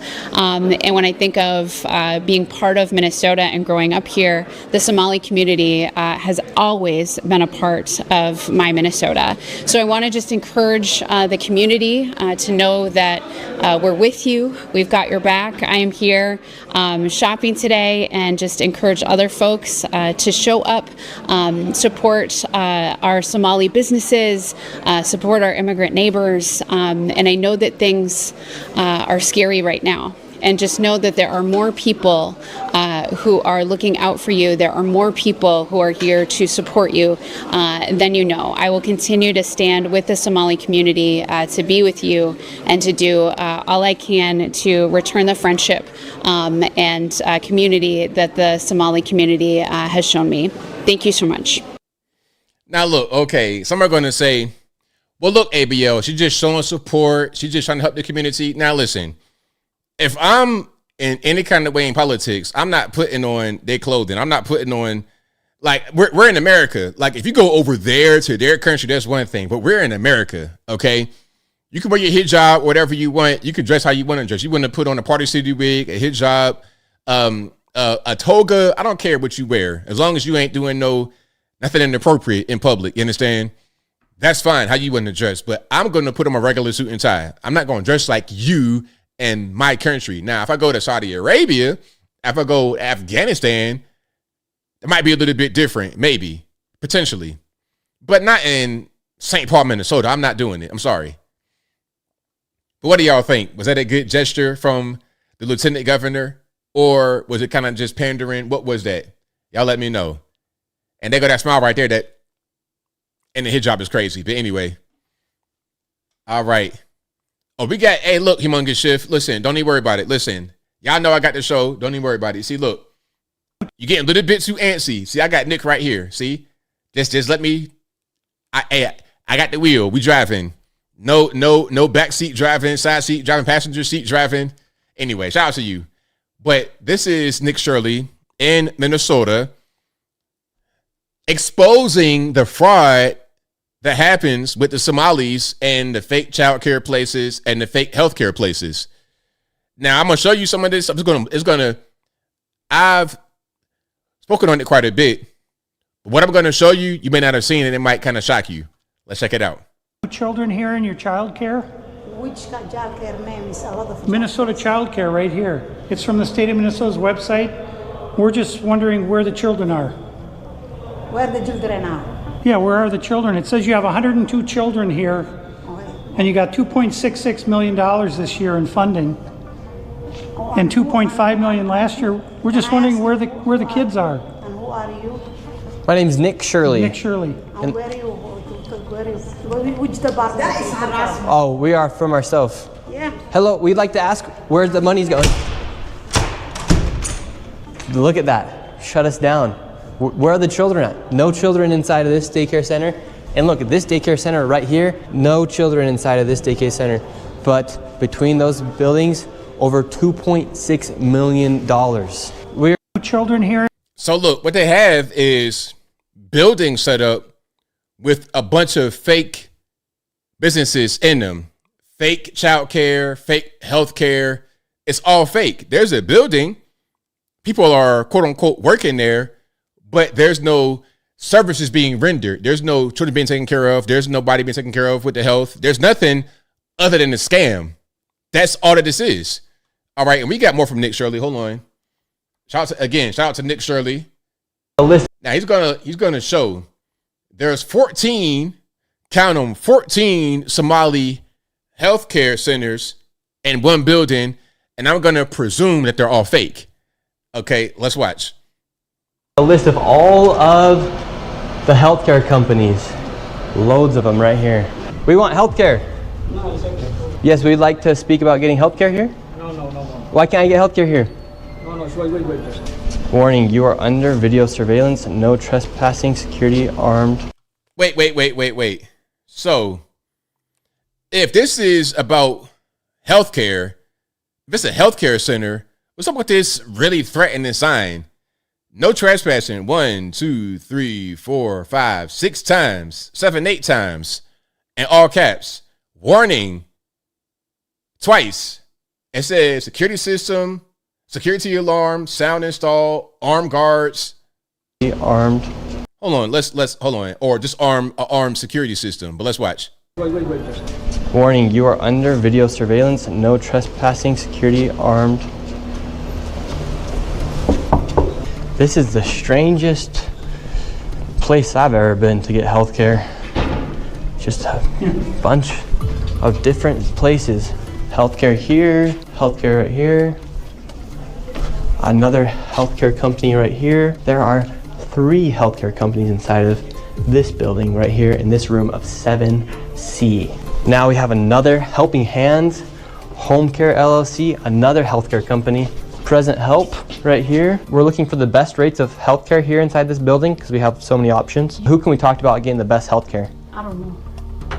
No? Sorry. I don't know. Hey, I'm at the front desk working. Hey, I want to get some health care. How can I find the best rate? How can you help me out? I don't know. says the employee at the front desk. Shouldn't that be your job to know that? But if there's not an actual company there, how would she know? She's just there getting paid to do nothing, to have the facade of an actual place that's in business, but it's not. All right. We will not get any health care here. David, this is one of the stranger places I've ever been. Literally, healthcare every door you go to, yet nobody will give you a rate. How much money do you think's been funneled? Now I'm seeing some guys in the background with some, all black ski masks. That's probably the security, Nick and the guy right here. Healthcare every door you go to, yet nobody will give you a rate. How much money do you think's been funneled through this building? Every year, I would say 50 to 60 million at least. And finally, we were accepted into one of the daycare. 50 to 60 million every year funneled through that one building. 50 to 60 million. Centers, and they actually took down our information to give us a rate. However, when we left, we were then met with the police. We received a complaint that gentlemen matching your description were in this building harassing the individuals who stay here. Oh, we're checking out the rates for healthcare. Because there's 14 healthcare companies inside this building, so. Okay. Well, that's not what he said. He said there's 14 companies here, and he's trying to assume because they're Somali providers, everyone here is fraudulent. Okay. So he's here with some kind of like propaganda. No, we're just checking. No, this is a area that we're allowed to enforce trespassing ordinance. Is there any other reason that you guys are here? Well, we were checking rates. No, he's not. We were checking rates. We asked for rates. No, you're not. Okay. I'm gonna have, if you guys are all good, we're gonna step outside and we can continue this conversation. All right, let's leave. So, all right, we're getting escorted out right now. The police have arrived. We're checking out the rates, seeing what was happening inside this. Hey, I love the police, but come on, y'all know what's happening there. Y'all know what's happening. They're not the bad guys for asking questions about rates. What you should do, if there's 14 healthcare places in one building, hey, you know what? I might be able to get some good healthcare here. But the Somali lady who was talking, saying that they're harassing, they called the cops on him. They know what he's doing is trying to figure out what's really going on with the fraud. And they want to protect the fraud. They want to protect the gravy train. And the local police, local government are allowing it to happen. It's obvious what's happening here is all fraud. But it's okay because they want the Somalis to come in here in America and do the menial tasks in Minnesota. So they let them steal from the federal government. That's what's going on. And tell me I'm wrong. If I'm wrong, I can't tell. If I'm wrong, I can't tell. All right, let's leave. So, all right, we're getting escorted out right now. The police have arrived. We're checking out the rates, seeing what was happening inside this building. No one would really speak with us. We did go inside the one daycare center, and she actually did give us rates for childcare. Much respect to that lady. What's the problem, officer? Well, so again, we've been getting reports from multiple individuals that you guys were harassing individuals who work here.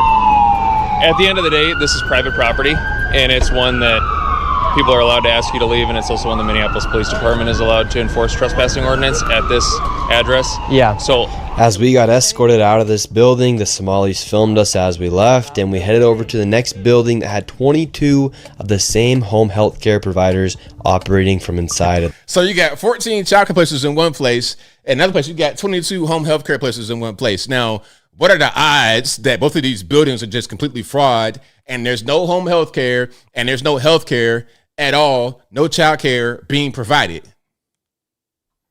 The building. Right here you have. So that's the end of that. But yeah, you can see what's going on. Again, Nick Shirley, you're blowing the lid off the operation. You are blowing the lid off the operation. Now, again, why is it up to Nick Shirley to have to do this? It's obvious, see what's going on. Anybody with a brain can see it. Anyone with a brain can see it. But they're allowing it to happen because, again, they want Somalis to be in there stealing so they'll stay and do the menial jobs that they think Minnesotans don't want to do. Liberals don't want to do it. So, okay, let's bring in the Somalis. They'll do it. Hey, they want to steal. They want to engage in corruption. They want to do whatever. It's fine. We got crime in downtown. It's okay. It's okay because we need the labor. I mean, if I'm wrong, y'all let me know. Y'all. But see, the thing about it is, you want this labor, and you want them to do menial tasks, but all I see them doing is just stealing. That's all I see is stealing. That's totally crazy. Hey, any one of us do that, is going to be an issue. From this, now here's where they go to the child care place. Hold on, is it child care? Oh, well, they confront someone. Oh, this is the Leering Center, where it should be called the Learning Center. It's Leering. I'm gonna show you. From this daycare center, we headed over to the infamous Quality Learning Center. Look at this. Look at the sign. Quality Leering Center. How is the sign outside of a place that I guess should be educating children spelled incorrectly? And it's a pretty simple word, and you can't fix that sign right there. You can't fix that. I mean, you're scamming. There's no children being educated. You're just taking the money. So take $500 more at best and get a brand new sign with the proper spelling. Just maybe. Which actually spells Quality Leering Center on the outside of their sign. That's how blatant this fraud is here at this daycare. Don't open up! So this is Quality Leering Center. I meant to say Quality Learning Center. Don't open up! They said they spelt learning wrong. Don't open up! So of course you got old white lady out there in the way, per usual, old white liberal lady, the same person that's out there for George Floyd. Hey, the same lady that supported the George Floyd riots in which a lot of black people got their neighborhoods burnt up, black Americans, not even Somalis. So this right here, that lady, people like that are the problem in Minnesota. That's the issue. They're the ones that bring the Somalis. They're the ones that encourage the illegal activity. They're the ones who protect them when they engage in illegal activity. It's them. Okay, they work hand in hand with the Somalis. Somalis come in, engage in criminality. Old white lady, white liberal is protecting them, allowing it, fostering it, voting for people that would allow for it to keep going on. You have ICE here, ma'am. I'm literally a YouTuber. Don't open up! Ma'am, what do you think about the fraud that's taking place here in Minnesota? Don't open up! We have ice! Ma'am, what do you think about this place being licensed for 99 children Don't open up! and getting $4 million over Open the up! It's ice! $4 million in the last 2 years? Go away! What do you think about that? Are you in favor? away! Are you in favor of that? Go away! You know where? My question is, where'd she come from? Did she just like appear? Did she just throw some cat hair in the witch's cauldron and materialize right there in front of Nick Shirley at this place? Because where'd she come from? Why she just happen to be out here with it? Karen talking about something, don't open up his ice. Are you in Go favor? away! Are you in favor of that?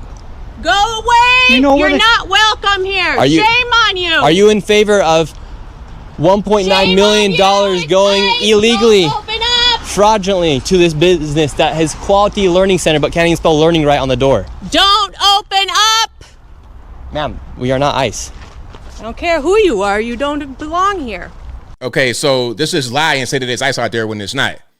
See what I'm saying? See that right there? You could not pay me any cash money in this world to live in Minnesota. Definitely not Minneapolis. First of all, I'm a tropical person. I don't like the cold weather. So that's one strike. Strike number two, I'm not trying to be living next to. Don't open up. I don't want to live next. I don't want to live. Hey, hold on. If I gotta see, can I get the freeze frame? Yeah, if I gotta see that lady with the, I'm good. Don't worry about it. I am good. It is okay. But yeah, shout out to Nick Shirley again. Journalist after doing some real work, really investigating, trying to get down to the bottom of things. And to the white liberals in Minnesota, hey, what I don't want to see is a bunch of people fleeing Minnesota who voted for that nonsense, who voted for a tampon Tim and everybody else. Y'all stay up there. You made your bed, lie in it. Listen, you can't come to my house, lay in my bed. I don't got no vacancy. I have no room. I don't got nothing for you. I don't got a cup of sugar. I don't got nothing. Stay up there and deal with it. Okay, stay up there and deal with it. Now, we got some Somali guys trolling like it's funny. But you know what? And the thing about it is they're making me hate them. for real. And I don't like to be like that because I feel like the average normie Somali is not into this. But then when I see none of the Somalis speaking out against it, that makes me think y'all all like that. And if you're not like that, then it's okay with you because stealing is all right in your culture. And if it's not okay, then where are the Somalis speaking out against what's happening in Minnesota? The massive, obvious fraud. Anyway, let's watch. So you mean to tell me you went all the way to Minnesota just to pocket watch? And then on top of that, put out misinformation? But that's what I'll be saying, like, bro, like, y'all say, like, this is getting out of hand, bro. We will not accept this. We will not tolerate this in the state of Somalia. I'm sick of these people, bro. I'm sick and tired of them, bro. They stay hating on us, bro. For what, bro? Like, leave us alone.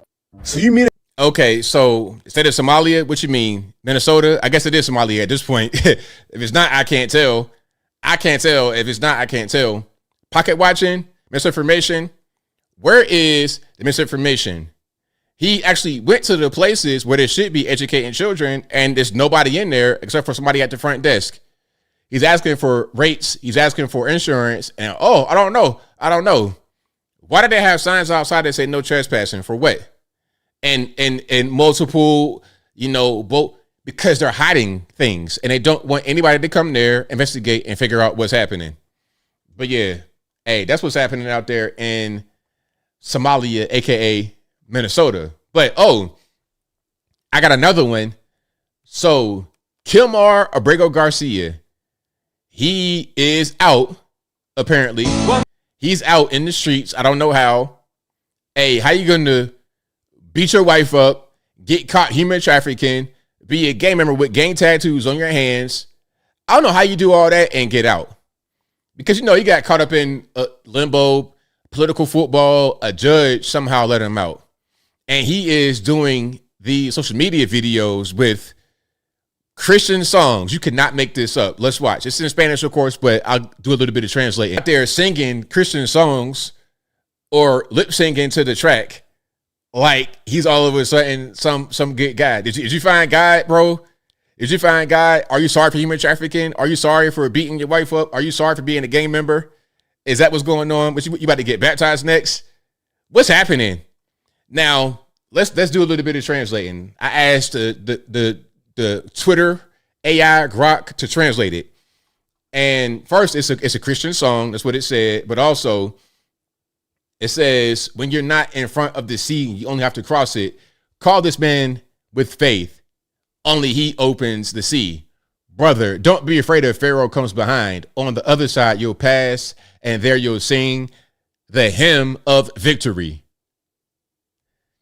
If you pass through the fire, you won't get burned. If you pass through the waters, you won't drown. Pass like Israel, who crossed it, the hymn of victory. He sung that after being let out by a crazy judge. Now, hey, man, listen, I don't know what's going on. I just feel like they're just trying to make him be the face of all the illegal immigration, and they're trying to make it be a okay thing to be here illegally. But all you're doing, in my opinion, is just enabling criminality. But I was told that you can't do stuff like that. If you're a migrant in this country, if you're here illegally in this country, it's okay. Do whatever you want to do all the time. It's no problem. Matter of fact, hold on. Did you guys see this story about the bus driver in Pennsylvania? You got fired because she put up a sign that told the kids to speak English. Because what was happening is that the kids who speak Spanish were on there pretty much doing whatever they wanted to do because she could not understand them. So she had no control over the bus. She's just saying, hey, speak English. And for that, she was fired. But all she wanted to do was just have control over the bus, which she did not have. But let's watch. I do care. I care about a lot. Caring is exactly what Diane Crawford says led her to serve the Juniata County School District and subcontract with Rohrer Bus. I don't know what else to do. I get Medicare and Medicaid now and SNAP. I had to go on antidepressants because of this. Crawford says her contract with Rohrer Bus came to a halt February 1st after she put up this sign which read, "Out of respect to English-only students, there will be no speaking Spanish on this bus." I didn't mean to be racially insensitive or anything like that. Crawford claims she never got to explain that the sign was put up to encourage safe and respectful behaviors and was directed at a bilingual student who allegedly had a history of riling up other students. I didn't know if he was bullying somebody, telling them to do something they shouldn't do. How do you keep control of your bus if you have no control? It's terrible. Totally terrible. Yeah, she don't know what's going on. She can't really do anything or say anything when people are speaking a language she can't understand. You don't know what's going on. If he's riling somebody up, if he's trying to direct somebody to do something, bullying, you don't know what's happening. So, hey, don't speak Spanish, speak English. For that, she gets fired. It's crazy. And you know what? This is kind of what I was talking about before when I say, the teachers are stressed out because of all the languages being spoken. All these kids are being dumped on them in the classroom. So that stress teachers are feeling are pretty much being felt all around the board. The bus drivers and everybody else got to deal with these kids. Now, have you guys seen that actor, the child star that was found on the streets looking crazy and then people are filming them? Okay. Now, what do y'all think about this guy, this actor? What's his name? Make sure I'm saying the right thing. Hold on. He was on a Nickelodeon, and the guy's name is Tyler Chase. Now, one of his former co-stars back in the day when he was a child, a guy by the name of Dan Curtis Lee, caught up with him and filmed him, giving him a hotel room. Now, listen, I said it before, and I'm going to say it again. Addicts don't need housing. They need treatment for their addiction, because if you give them housing, all they're going to do is tear it up. I showed a video before of that lady. I remember that black lady somewhere, I don't know, might have been LA, where they gave her free housing, but it was totally trashed. It looked just like her patch of filth outside, because if a person is on drugs, they're not going to be able to keep a tidy house. They're going to do crazy things to it. They're going to totally destroy it. It's not a matter of it being a little bit dirty, a little bit cluttered. No, they're going to destroy the actual place. Let's watch this, then I get to a follow-up. Okay. Hey, and no, not every black kid with glasses is Steve Urkel. Okay. There we go. All right, we're in here, man. Can you work with it? Yeah. Then work with it. That way you know you got a place, man, in case it gets wet out here, okay? You got a bathroom in here if you need as well. And this was the only one that was local and open, okay? Okay, this is so much. Yeah, man. So you got the key, right? Are you going to remember to keep the key? Yes. Okay. God bless you, Daniel. All right, man. Do you want TV on or you're fine? I'm okay right now. I'm gonna check out the room. Yeah. Check everything out. Make sure it's all good for you. And brother, I'm gonna come back and holler at you, man, and we'll talk more about trying to get that situation squared away so we can do the rehab or whatever we need to. Okay. Okay. Thank you so much. Give me a hug, man. Love you, brother. Okay, so you see what's going on. Everybody's filming them. There's been a bunch of people filming this guy out on the streets, rummaging through garbage, the whole 9 yards. Okay, and again, his name is Tyler Chase. That's not Fred Savage from Wonder Years. Was he in Wonder Years? Hold on. I'm not saying the wrong thing. Was he on Wonder Years? Hold on. So what was he on? Was it Wonder Years? Yes, that's not Fred Savage Wonder Years. That's Tyler Chase. Okay. Now, that's that. Now, here's the follow-up of the hotel room situation. Holidays, everyone. I hope you're somewhere nice and warm with your families. Unfortunately, Tyler Chase is not. And this is the case for millions of other Americans. All right, the hotel situation. We got Tyler shelter. Hooray. Everyone's happy. Tyler's happy. Not the case, guys. We got him into the hotel, and just that night, I receive a call from management. They're upset. The door is left open. Why is there a microwave in the tub? The refrigerator's turned over. I just feel so devastated. I'm at a loss. And his family told me that they had tried the hotel thing before and it didn't work. And of course, Dan, why did you assume that you were going to be able to, just fix this situation? Bro, a hotel for a guy like that who's clearly on drugs, out of his mind, is not going to do anything. You're not, they're talking about, oh, we got to give the homeless housing. No, you need to get them off the drugs. The housing won't do no good. Keep them outside because that's where they want to be. Giving them any kind of housing, all they're going to do is tear it up. That's what somebody on drugs does. Get them help for their drug addiction first. If they don't want the drug addiction help, if they don't want to go to rehab or whatever, then leave them outside. Let them just play in the garbage for a few years until they hit rock bottom in their mind. Then they'll go get some help on their own. You trying to intervene and filming them, talking about, hey, here's a hotel. Look at me. They ain't gonna do nothing. It's just purposeless. If somebody's on drugs, you can offer them help, but you can't drag them kicking and screaming. You can't try to put them in a house or a motel. Fix the addiction first. Then let's talk about trying to get some housing, but only until you deal with the addiction, period. Only until then. And some say he got safer complex, but I think he was just trying to get some attention, just trying to go viral. Because why you got to film it? Why you got to film it? You know what I'm saying? I've helped people that were on drugs before, not like that, but I never thought about filming it.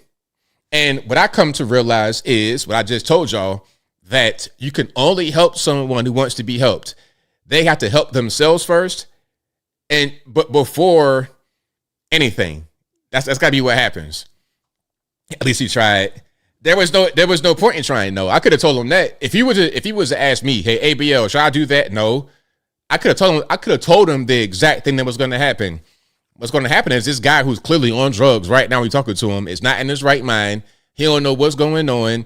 He going to tear that room up. Now, did you guys see DK Metcalf and the whole situation? Now, DK Metcalf plays for the Pittsburgh Steelers. Okay. Now, him and the fan got into it. I can't tell if he punched the fan or if he just kind of had shoved him back a little bit. It's a difference. Because if I got your hair and I kind of just push up and let you go, I didn't punch you. But regardless of what, he got a 2-game suspension. Let's watch this first. Then I'm going to tell you the consequences of this. DK Metcalf had mixing it up with someone in the stands. Oh, my gosh. And that is not going to have great consequences for the Steelers and Metcalf. First of all, let's talk about this for a minute. If I'm the fan here, hold on. Can I do it this way? If I'm the fan here, I'm happy. If I'm a person who has nefarious intent, I'm happy because I got this NFL player to maybe put his hands on me. I'm thinking about a lawsuit. Again, if I'm a nefarious person and I don't like him and I just want to get money and I want to be a troll, okay, now I'm about to get paid. I'm about to get a lawsuit. But I don't think he actually punched him. I think he just kind of shoved him. I think if this truck of a man, DK Metcalf, was to hit him, it'd have been looking like Jake Paul. All this right here would have been concave. I'm talking about it would have been compressed to the max. Teeth, jaw, hair, all of that would have been all over the place. It would have been a combination of blue wig, teeth, t-shirt, terrible towel, all of that would have been all up in there. You understand what I'm saying? So it wasn't that, but still, this move right here cost him a 2-game suspension, which means he loses a $45 million guarantee on his contract. $45 million is longer. He might get the $45 million, but it is no longer guaranteed. Okay, hold on. I got an article to show you that right quick. I don't care how upset I get. I don't care how mad you make me. I'm not going to give up 45 M's or the guarantee of 45 millions. Okay, you see it right here. DK Metcalf suspension voids $45 million in guarantees, gives Steelers future financial out. And it says Metcalf's money did not vanish, but his safety net did. Now, the thing about playing football is that it's a dangerous sport. you can mess around and die on the field, become permanently injured. If I got 45 million guaranteed, regardless of what happens, I'm not going to mess that up by letting the fan get under my skin. The thing about some of these football players is that you got to be a little bit off to play. Do you want to go headbutt somebody full speed for money? Is that what you want to do? Tackling someone in the NFL is like running as hard as you can into your garage. Every day, all day. Practice, during the game, whatever. Run as hard as you can into your garage. Pads or no pads, it ain't that much of a difference.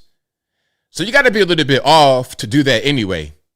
That's probably what caused him to do what he did, because he's already off in the head. But I don't know about y'all, but no matter how ridiculous and turned up and crazy I am, I'm not going to lose 45 M's, or at least a guarantee of it. I'm not going to do that at all. What do y'all think? Was that the proper response? Now, some said, he said the N-word. Look, I don't care if you call me the N-word, C-word, B-word, E-word.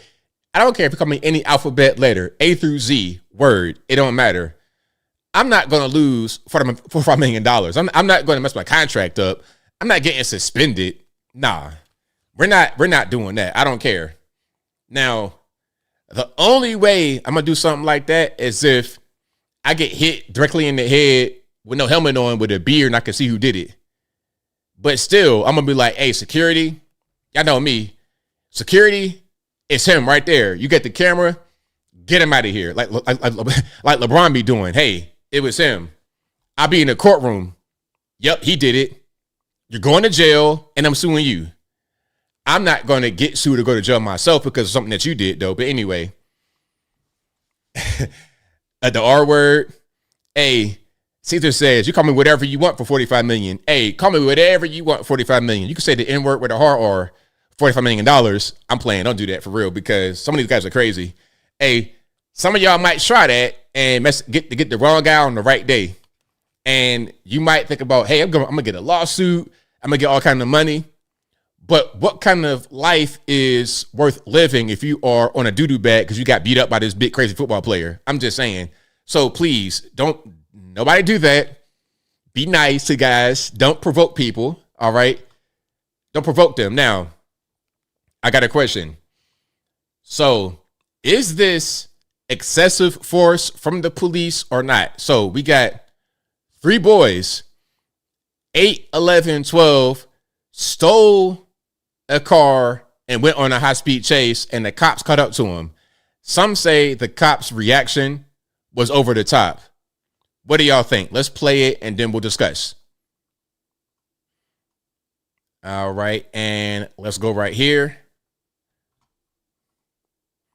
Hold on, we got sound. Let's get the sound on. There we go. On the ground! On the ground! On the ground right now! I'm sorry. I have 2 in the backyard right now. His name is Clarkson Del Paz. On the stomach now! On your stomach now! Please. Do not look at me! Where's the 3rd one? He over there. Stand by. Got 2 pruned out there complying. I'm getting you an address. Stand by. Do not look at me. Get on the ground. Do not look at me. My mama.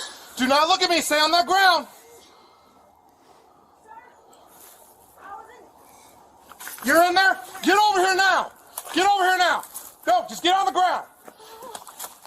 Stand by. I got all 3 now. Stand by. Please don't hurt us.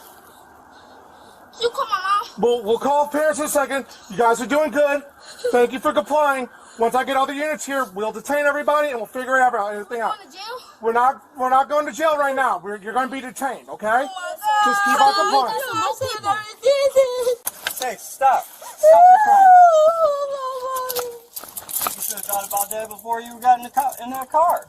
I'm sorry, sir, please. Okay, well, stop crying. You see anybody else crying? Stay off your phone for a minute. I don't care. Stay off your phone.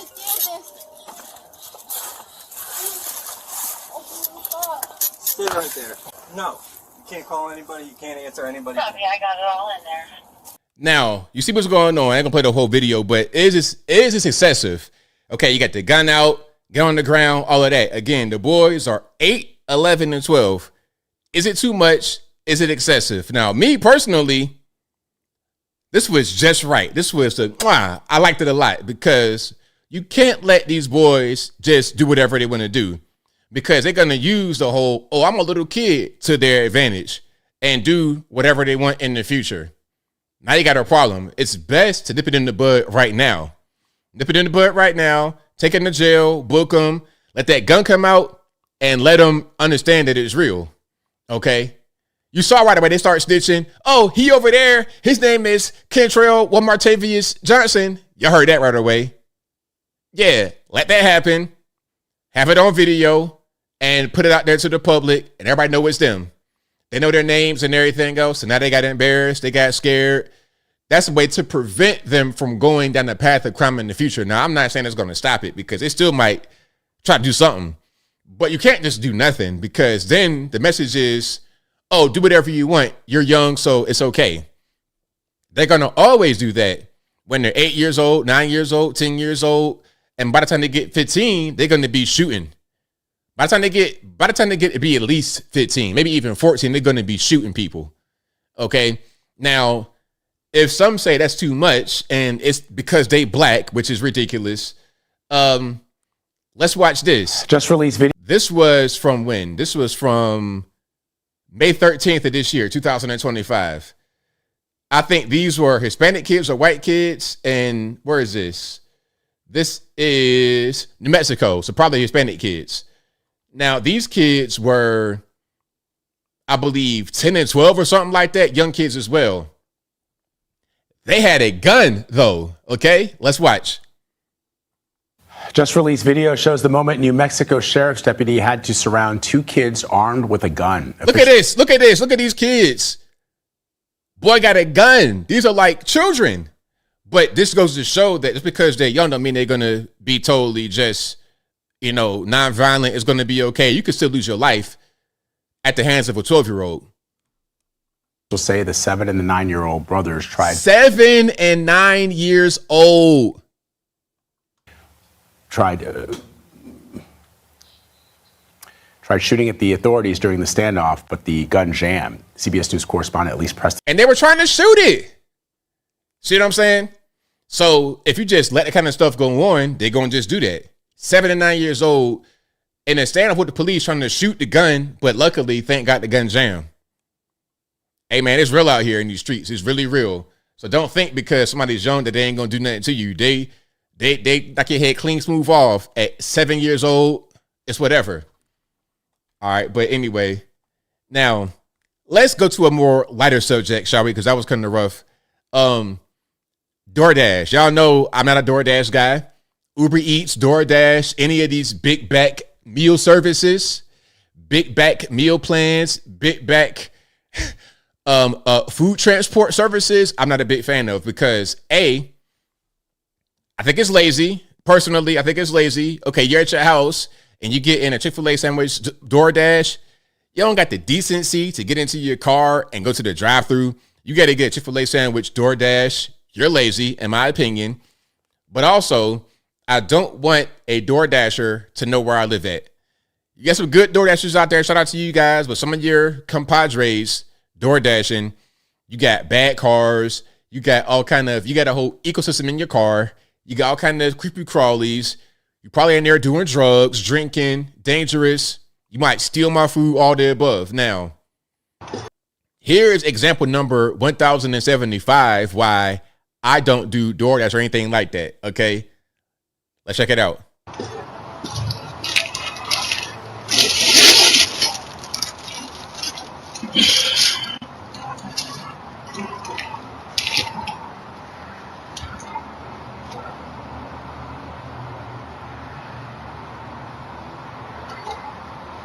Let's pause. So far, so good. Drops the food off, takes a picture. He's walking away. So it looks like we're all done here. Not so fast.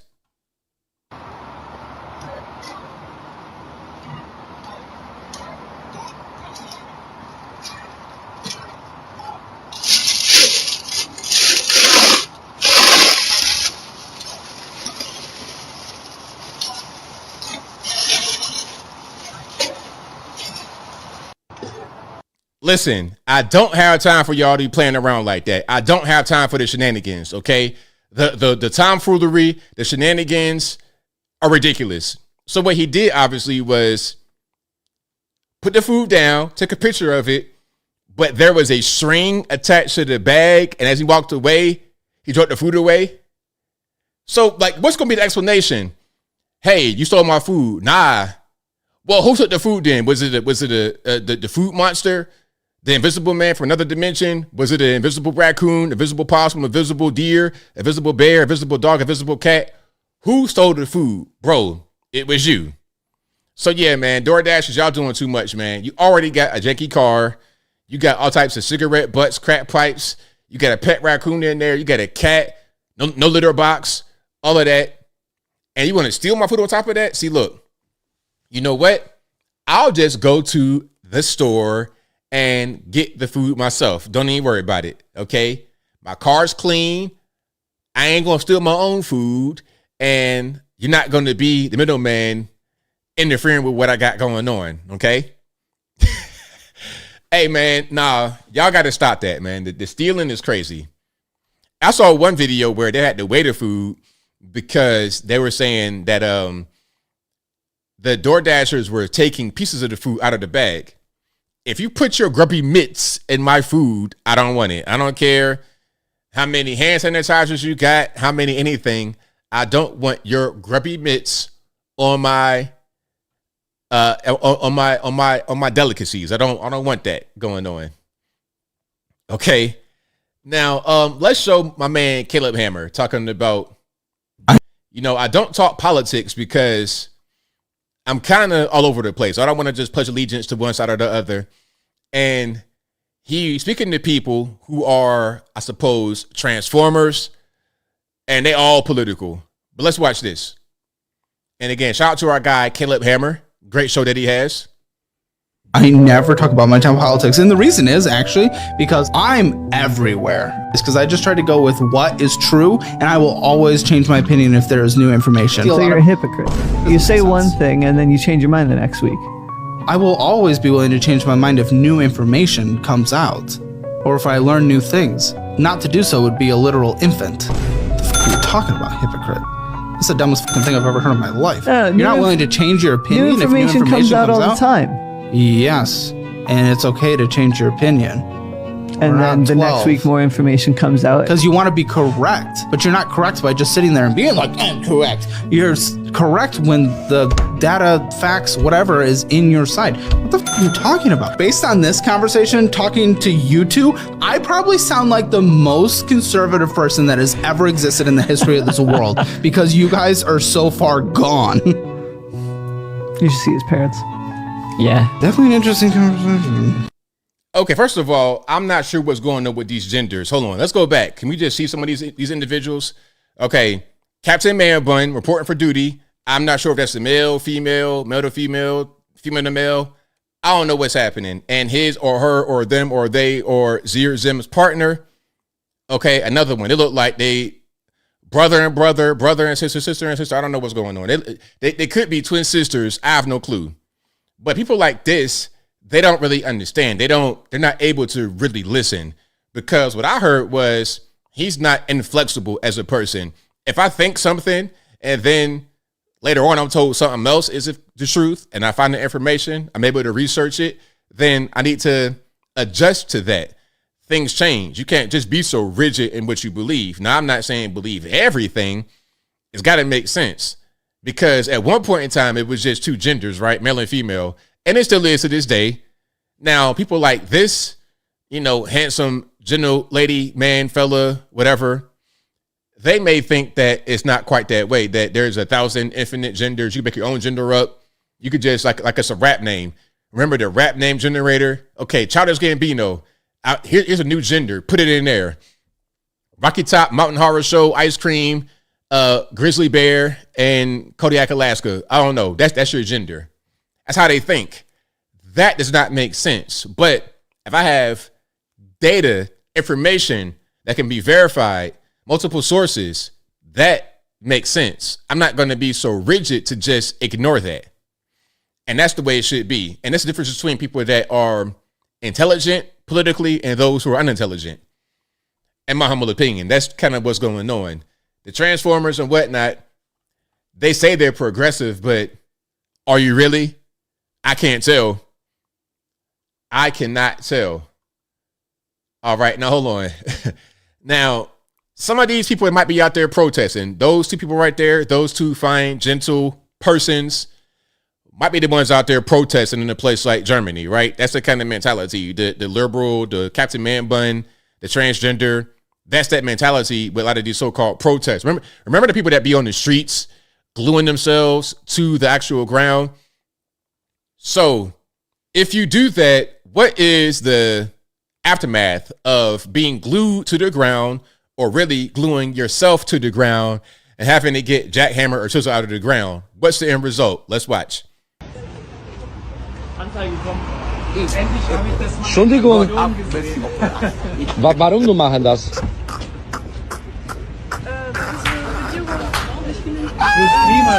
Ah, prima. Holy shit. No. Now, German, I suppose. I did not get most of that. I got that last part. That was pretty clear English. But listen, ma'am, really? Is that what we're doing? You have your hand encased in asphalt? I mean, are you guys dumb or are you dumb? You got to be a special kind of dumb, a special kind of silly to do something like that. You could not pay me any dollar amount in the world to go out there and do that to myself. And my question is, what was the end game? What was the end goal? Do you think that you could just get up automatically when you want, that this bonding that happened over your hand is not going to be there? You're not very forward thinking. You're not very progressive or forward thinking. You're thinking about what's happening right now. I'm gonna protest climate change by sitting on the road and encapsulating my hand in concrete and asphalt. And now that it's over with, what's you gonna do? Be permanently like Siamese twins? Nah, man, that's crazy. And it's got to be heavy. Their wrists got to be on fire. It's got to hurt. So hopefully they're able to get that fixed, but I don't know how. Might go to a whole amputation might be the only resolve here. Play stupid games, win stupid prizes. What were they thinking? Betty Boop, they weren't thinking. They weren't thinking. That's the problem. That is the issue. If they thought for just 1 second, you know what? This might not be a good idea. Then maybe they wouldn't be right there where they are now. I got so many videos because we missed time, but I got some more I'm going to play on next show if I don't get everything. Okay, now look. I've shown some of these traffic stops. Okay, I've shown traffic stops, speeding tickets, tinted windows, whatever. I even showed my own aftermath of my traffic stop, and I said what you do. Okay, when you get pulled by police, when you see the lights get hit, know what you got to do. Make sure if it's at nighttime or whatever that the cabin is lit up so the police can see inside. Roll all your windows down, the front and the back, even if it's raining, in my humble opinion. Well, if it's raining, just roll your window down. But dome light on, windows down, and have all your information prepared. I got a portfolio in both of my cars. I have my up-to-date insurance information printed on a sheet of paper, not on my phone. Listen, I ain't trying to be on my pocket, getting a black object out of my pocket. You know, I ain't trying to be doing all that. I have a printed, up-to-date insurance card in this portfolio, registration, up-to-date. And when I see the lights, I'm going to take my wallet out and put my license in there. So when you come to the window, I got the portfolio open like this, right on my steering wheel like that. So you could tell I got hands on the steering wheel. The camera's illuminated. Windows are down. You're not going to have no problems with me. This guy, however, did not follow any of my advice. Okay. And the main piece of advice I got, aside from having everything prepared, windows down, cabin illuminated, be nice, be respectful. Don't try to cuss the cop out. Don't try to squabble. If you're going to get a ticket, get the ticket and just be on your way. Don't try to fight. Don't try to squabble. Okay? Let's watch. I'm a U.S. citizen. How you doing, sir? I'm doing good. United States citizen, sir? I just answered that before I even rolled the window down. What was that? I answered you before I even rolled the window down. I didn't hear you answer that because the window was up. Well, the window was cracked. I can't tell. This thing looked like the window was up. Are you a United States citizen, sir? I already answered you. I don't think I have to answer more than once. I'd like to just be on my way. It's loud. There's a lot of trucks, sir. This thing prevented me from seeing that the window was cracked. Are you a United States citizen, sir? I'd like to be on my way. Are you a United States citizen, sir? I'd like to be on my way. I answered your question once. I don't want to talk to you. I didn't hear you answer the question, sir. That's not my fault. What was that? That's not my fault. Well, I need to. I didn't make it noisy. I didn't make it noisy outside for you. Boy, okay. I'm gonna try to not interrupt. I'm gonna just let it play. I'm getting infuriated hearing him do this. But let me just let him continue. I digress. Somebody else did. That's not my problem. It's not my fault. Sir, I just like are to you be a on my way. United States citizen, sir? I just like to be on my way. Sir, are you a United States citizen? Sir, may I Sir, go? you're stopping traffic right now? I'm not trying to stop traffic. Can I go? No, you're going to park right there and so until you answer a question. I'm a U.S. citizen. Now, look, all you got to do is just say yes. All you got to do. Now, he didn't hear you say this. You can't just say, well, I said it my own way, so that should be enough. I didn't hear you. So just say yes. If you are a U.S. citizen, what's the problem with answering the question? Again, first of all, you would not ask a question before you asked it. You just said it. Nah, answer it. Why you guys? What's the point of doing all that though? I don't understand. What is the reason? What's the purpose? Like, why? Hey, when I get pulled over, I'm not really saying too much. Like I told y'all, cabin illuminated, windows down. I got everything you need right here. I know what you want. That's registration, insurance. Here you go, officer. You were speeding. Maybe I might ask how fast I was going. And he says what the speed was. My fault. I'm sorry about that. Because what's the point of me trying to fight with him on the side of the road? Okay, you say I was going 55. I say I was going 53. Who cares about the difference? You got it, boss. My fault. And normally when I do that, I don't get a ticket. I've not gotten a ticket in 20 years. 20 years. And I drive all over the place. I'm in MAGA country. I'm in deep South Georgia. Listen, I'd have been in deep South Georgia, cotton fields on the side of the road. Never had a problem. Never. Why? Because I'm not in my I'm not in my car with weed, crazy loud music, tinted windows, bad tags, erratic driving, bad attitude in the car. I don't do that. I don't even see the purpose. For what? So yeah, if you were ever wondering how to conduct yourself in a traffic stop, that was an example of what not to do. Yeah. Hey, if you were wondering how to, don't do that. All right. Hey, Peg, I turn the lights on in the car. When I do that, never had a problem. It's always a warning. And I don't get pulled much either because I don't drive crazy. I'll speed sometimes, but not any more than the average person. And I speed when it's like it makes sense. Okay, if it's at night and anybody on the road, I'm gonna let it rip a little bit. Yeah, I might go 100 in a Mustang, allegedly, maybe. I did that one time. I sped right by a cop. I'm talking about I'm on I-75 North Georgia, MAGA country, out there about Dalton and stuff. Okay. 105 on the left lane. The cop right there, you know how the cop be, like kind of perpendicular to the street like this. Here go the cop, and here I go in the left lane. 105 in the Mustang. The cop pulls out, but he don't flash me because when I saw the cop, I immediately slowed down.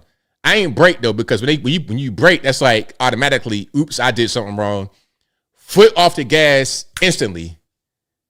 He ain't pull me because he saw that I slowed down and I was being considerate. And I was not driving erratically, although I was going fast. See, some of y'all drive fast and crazy. All in and out of lanes, riding my hind parts at 100 miles an hour. Don't do that. There was nobody around and I was driving beautifully. Okay. Beautifully. ABL left foot. Hey, I like to have fun occasionally. I'm a human being. I like to enjoy myself on the road. And I'm not going to say that I raced on the road a couple of times or 10 times. I'm not going to say I did that. But if I was to do something like that, I'm going to do it responsibly. I ain't going to do no crazy fashion. Look, I'm not Vin Diesel. I'm not Ludacris, Tyrese. I know I'm a dark-skinned dude, but I'm not Tyrese. I'm not driving my car to the moon like they did in the Fast Furious movie. So I'm chilling. Some of y'all just drive crazy, and then when you get pulled over, want to act crazy. Oh, okay. My time is limited, so I got one more video for y'all. Maybe two more, but this one right here was crazy. Okay. Have you guys seen this? So you have a journalist talking to these two people. Now, I don't know who they are. I guess they are pro-natalists. I don't know what they do. So pardon my ignorance about who these individuals are. But the topic was about black women and white women being different genetically. Okay? Let's just watch this here. Malcolm, you've said things like black women are biologically different than white women. Yes, they have different fertility windows. They have a higher rate of fertility complications, 50% There's higher no rate. scientific evidence to prove that a black woman and a white woman are genetically different, right? This is like... What are you talking No, they are. about? This is according, No. But like literally, there are genes that code for their skin color. There are genes that... Again, this is like government data. This is EMI, right? This is the National Institute of Health. This is the American Medical Association. Like there is no scientific evidence to prove that. And that's a big races, problem, right? Because No, there's no scientific and that's evidence why I about asked. things like IQ differences. Black people are genetically different from other populations. And I'll say that again. There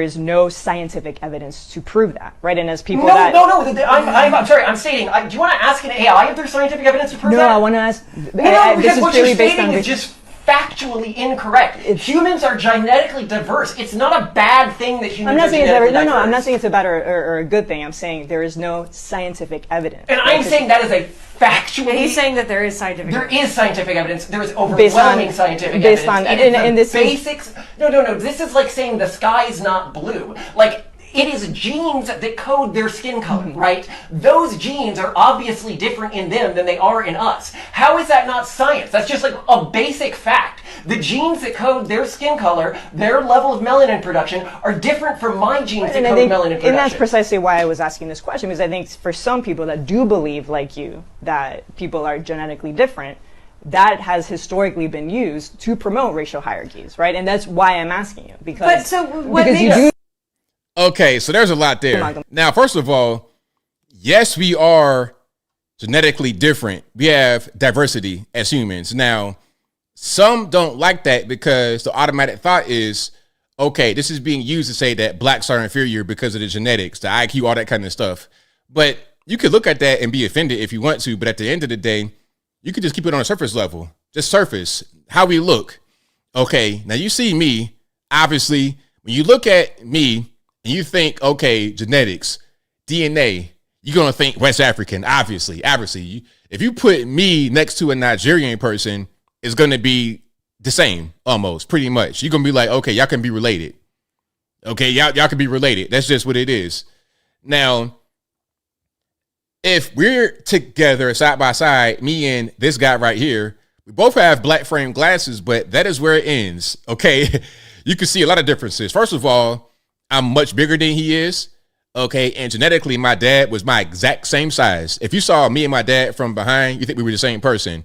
And a lot of my cousins are the same size. We had a family reunion one time in Portsmouth, Virginia, on my dad's side of the family. And it was a bunch of men like my dad's age, and we all looked alike. If you were just to see us, it's like, what's it, Attack of the Clones? We look the exact same from behind. When you see our face, though, it's different because I got my mom's side of the family face. Okay, that's where I get my face from. You see me and my mom were like identical twins. And my grandmother, we all look the same. But my dad, that's where I get my physical body. My point is, the genetics made that happen. Genetic diversity says that my combination of genetics is different than theirs. And it's okay. Now, once you get into the IQ, who's better, who's worse, that's something different. We can have that discussion. But to act like because you could be offended at what you see as far as the IQ results, that doesn't negate the fact that we have genetic diversity, genetic differences.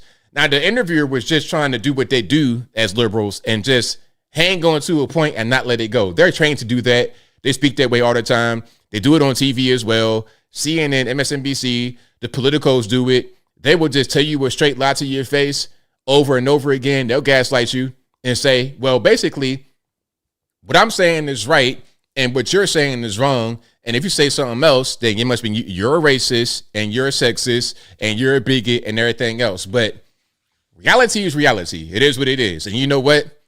You know what's funny is so I did my DNA test, right? Ancestry, shout out to Ancestry, great company, by the way. ABL, they got your DNA now. Well, they been had it. I went to a doctor. They got my blood. They already got it. But anyway, they have traits for a lot of different things. For your eye color, your hair texture, your ability to have a cleft chin or not, your nose, your nostrils, your cardiovascular endurance. I have a lot of cardio. Like, I could run quickly and for a long time, even at my age right now. Those are genetic differences. And it's okay to say that. It's totally fine. It's not racist to go down that road. But what do y'all think? Do y'all think disease is something else? Yep. Shout out to the Jays with Tay-Sachs. I know about Tay-Sachs. There's a lot of different things that you're more predisposed to having or not having based upon your genetics. Certain kind of foods you're able to eat. Like, most West Africans are lactose intolerant. That's a thing that we have in common. Most West Africans lactose. And from a young age, I could not drink milk. And Velveeta, some of y'all love Velveeta. To me, it is the devil. Anything that smell like that, the texture, all of that, just biologically, it ain't really going to be a good thing. And I feel like if you, let's say, for example, if you have a bunch of European ancestry and you go to Europe and have some of their food, the good food that is, it might hit you a little bit different than it does me, because genetically, over many years, you've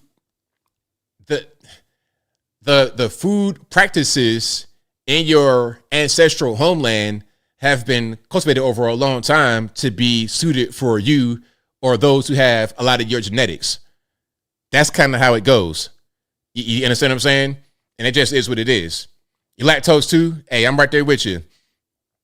All right.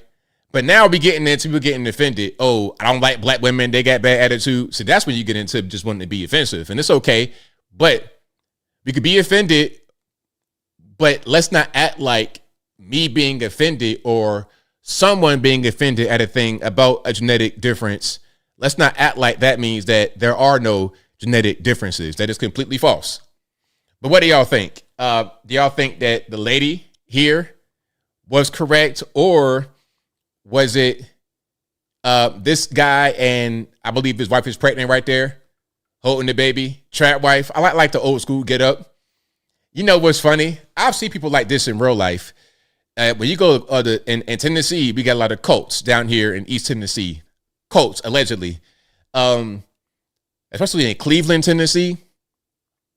You're going to see 14-year-old girls trying to get married in that particular thing. But anyway, I saw them one time. Not them specifically, but people that kind of were like trad wives or whatever. And the way that a lot of the trad wives look, you looking like real poor, Amish, Jethro with a wife beater on. And then she just looking kind of crazy in her little get up, lagging behind them. Yeah, but it's okay because it works for them. It's totally fine. All right. But if you like what you're hearing so far, please give the video a thumbs up. Like the video, share the video, do all that good stuff. That'll help me out tremendously. Okay. Do I have more time? Okay. I got one more. I wanted to show. I saw some of this, but I've not seen the entire thing. All right. So I'm curious to see what he says. He has a question for black people. And since I am black people, I'm Mr. Black Man, I appoint myself the black people spokesperson for today. I appoint myself the black people spokesman for today. Let's see what his question is, and then I'm going to try to respond. All right, let's check it out. Okay, this is for black people and like the melanin community. I have a question. All right. I could really use some help right now. So, like, I'm decluttering and I'm in my kitchen and I have something from my grandma. And every time I look at it, I just remember my grandma. It was always in her kitchen. We called her Aunt Jemima. It's a cookie jar. And it was in her kitchen. She always kept it up top. She never really used it, but she always watched over the kitchen. And my grandma would say she helps her make good food. Or I already know what it is. I already know what it is, but I want to see the reveal. I hope, bro, Mr. Substance Piercing, I hope you show this cookie jar. Please show it. Always watched over the kitchen, and my grandma would say she helps her make good food, or like she makes sure that everybody in the kitchen is taken care of. Now that I'm kind of decluttering and everything and I look at it, I need to know if this is racist. So this is her. I also keep her on the top shelf in my kitchen. But I don't know if this is something I should continue to keep. Does that make sense? Like, I mean, still a cookie jar. She did crack, but somebody fixed it a long time ago. Like, she still reminds me of my grandma, but I just kind of feel like maybe I'm not supposed to have that. Okay, now here's my response. First of all, if you feel uncomfortable, then go ahead and throw it away. If you feel uncomfortable, it's up to you. It's your decision. Now, those kind of things, I can't really tell what you want if you have it. Sometimes if you have something like that, it may not be a racist. It could just be somebody that actually likes it. They feel comfort because that might have been their maid when they were growing up, somebody that helped raise them. I see some of that going on. People that have black nannies and they dress like that back in the day. If you go to South Africa, they still dress like that. Still. They still kind of got the old school, maid outfit on. Now, some will have stuff like that because they're racist and they want to tell you how racist they are by displaying it. And what they would do, they would put things like that outside of on their porch to let you know, you already know what time it is. Hey, if you black, don't come here. I'm going to put this right here. It wouldn't be a cookie jar looking like, it wouldn't be a maid. It'd be some kind of lawn jockey. They put them right there on their front lawn or on their steps or something to let you know. Now, sometimes they would put those out there on their steps as a signal that they were a safe house for the Underground Railroad. So like I said, I can't tell what you want if you have that. But if you feel uncomfortable, go ahead and just throw it away. Okay? Just do whatever you want to do with your own thing. And if you keep it and somebody get offended, it's okay because they don't know what to do.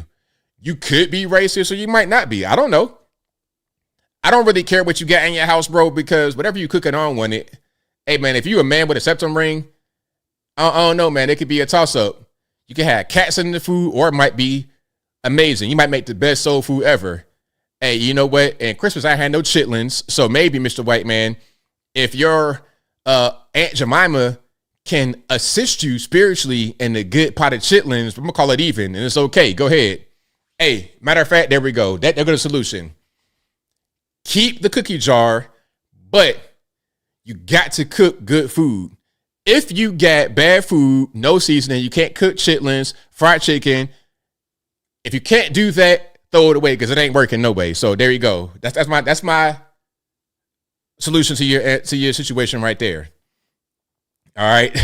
But if you like what you're hearing so far, please give the video a thumbs up. Like the video, share the video, do all that good stuff. That'll help me out tremendously. All right, let's get to some calls. I got super chats on deck first. Let me get to these right quick. And then we're going to get to calls. All righty. Thank you to the White Man for gifting 5 ABL memberships. I appreciate you for that, boss. Thank you to Michael Guess, who says Muslims don't assassinate, well, if at all, only turn up to conquer. Thank you to Tony Hey Munkits, been a while, boss. Thank you for being a member. Thank you to Michael Guess, who says, I'm so glad that Minnesota is disarming its citizens while allowing the Somalis to run free. I can't wait to watch the outcome of this. Tampon Tim's home. Hey, you never know. Thank you to Michael Critchlow, who says, I watched Idiocracy and couldn't believe Luke Wilson wore Crocs throughout the whole movie. Prophetic. Hey, I didn't even see that. You know what? That is, hold on.